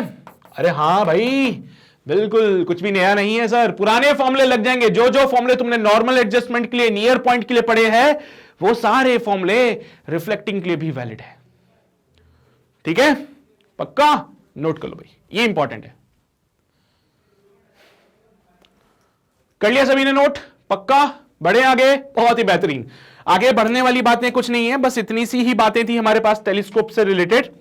और उम्मीद करता हूं कि जो मैंने तुम्हें ऑप्टिकल इंस्ट्रूमेंट्स पढ़ाए हैं, जिसमें कि माइक्रोस्कोप हो गया, simple microscope, compound microscope, telescope में एस्ट्रोनॉमिकल टेलीस्कोप जो कि एक रिफ्रैक्टिंग वाला था, apart from this reflecting Cassegrain telescope, ये सारी बातें समझ आई होगी। फिर भी अगर किसी पार्ट में कोई डाउट रह जाता है, वीडियो को दोबारा देखो, फिर भी समझ नहीं आ रही है चीजें, कमेंट सेक्शन में जरूर लिखो। मैं कमेंट सेक्शन में अवेलेबल हूं तुम्हारे डाउट्स क्लियर करने के लिए, ठीक है। तो वहां पे कुछ छोटे मोटे डाउट तुम्हारे आते हैं, डाल दिया करो, सो दैट उनका समाधान हम दे दें वहां पे, ठीक है। तो भाई ये थी कुछ चंद बातें ऑप्टिकल इंस्ट्रूमेंट से रिलेटेड। बाकी ये सब देख लेना, ज्ञान की बातें हैं, थियोरेटिकल वाली बातें हैं कैसीग्रेन की, ठीक है, जो तुम्हारे काम आएगी, ओके। और वीडियो को अगर तुम्हें दोबारा देखना है तो आप वेबसाइट पे हमें ज्वाइन कर सकते हो, बिकॉज वेबसाइट पे आपको ये वीडियो मिल जाएगी। Not only this video but अभी तक जो भी चीजें आपके पार्ट टर्म 2 के लिए चल रही है वो सब कुछ यहाँ पे अवेलेबल है, and not only for the physics but for the chemistry, maths, even other subjects also, ठीक है। तो ये सारी की सारी चीजें आपको एक सिंगल वेबसाइट पे मिल जाएगी। तो बेसिकली एक वेबसाइट नहीं है, एक जादू का पिटारा है जिसमें सब कुछ है जो आपको चाहिए for your exams, right. So definitely आप वेबसाइट को ज्वाइन कर सकते हैं, वेबसाइट पे आके अपनी वीडियोस को देख सकते हैं, अपने डाउट्स को क्लियर कर सकते हैं। अपार्ट फ्रॉम दिस एक इंपॉर्टेंट काम है, छोटा सा काम है, वो आपको करना है, वो है चैनल को सब्सक्राइब करना है। वो लाल बटन दिख रहा है उसको दबा देना, उसके बगल का घंटा बजा देना है, ठीक है। तो ये काम कर दो और सेशन को शेयर करो अपने दोस्तों को, बताओ जाके कि यहां पे ऐसे वन शॉट रिविजन हो रहे हैं। और डेफिनेटली वन शॉट रिवीजन आपके एग्जाम्स के लिए बहुत इंपॉर्टेंट है, क्योंकि आपका एक ही बारी में रिवीजन हो जाता है। तो जो मेहनत आपको करनी है वो मैं आपके लिए करवा रहा हूं, ठीक है। तो यस, आपको खुद से एफर्ट्स नहीं करने पड़ेंगे। तो एक बार आओ, सेशन को देखो और आपका पूरा रिवीजन हो जाएगा यहाँ पे कंप्लीट, ठीक है। तो ये सारे काम कर दियो और सेशन को लाइक जरूर कर देना। अगर तुम्हें मजा आ रहा है पढ़ने में मेरे साथ और चीजें समझ आ रही है तो जरूर सेशन को लाइक करो, ऐसे भी कर दो यार, ठीक है। एनीवेज, चलिए, so that's all for today's class. बाकी अगले सेशन से एक नया चैप्टर शुरू करेंगे, तब तक अपना ध्यान रखो, पढ़ाई करते रहो। All the very best.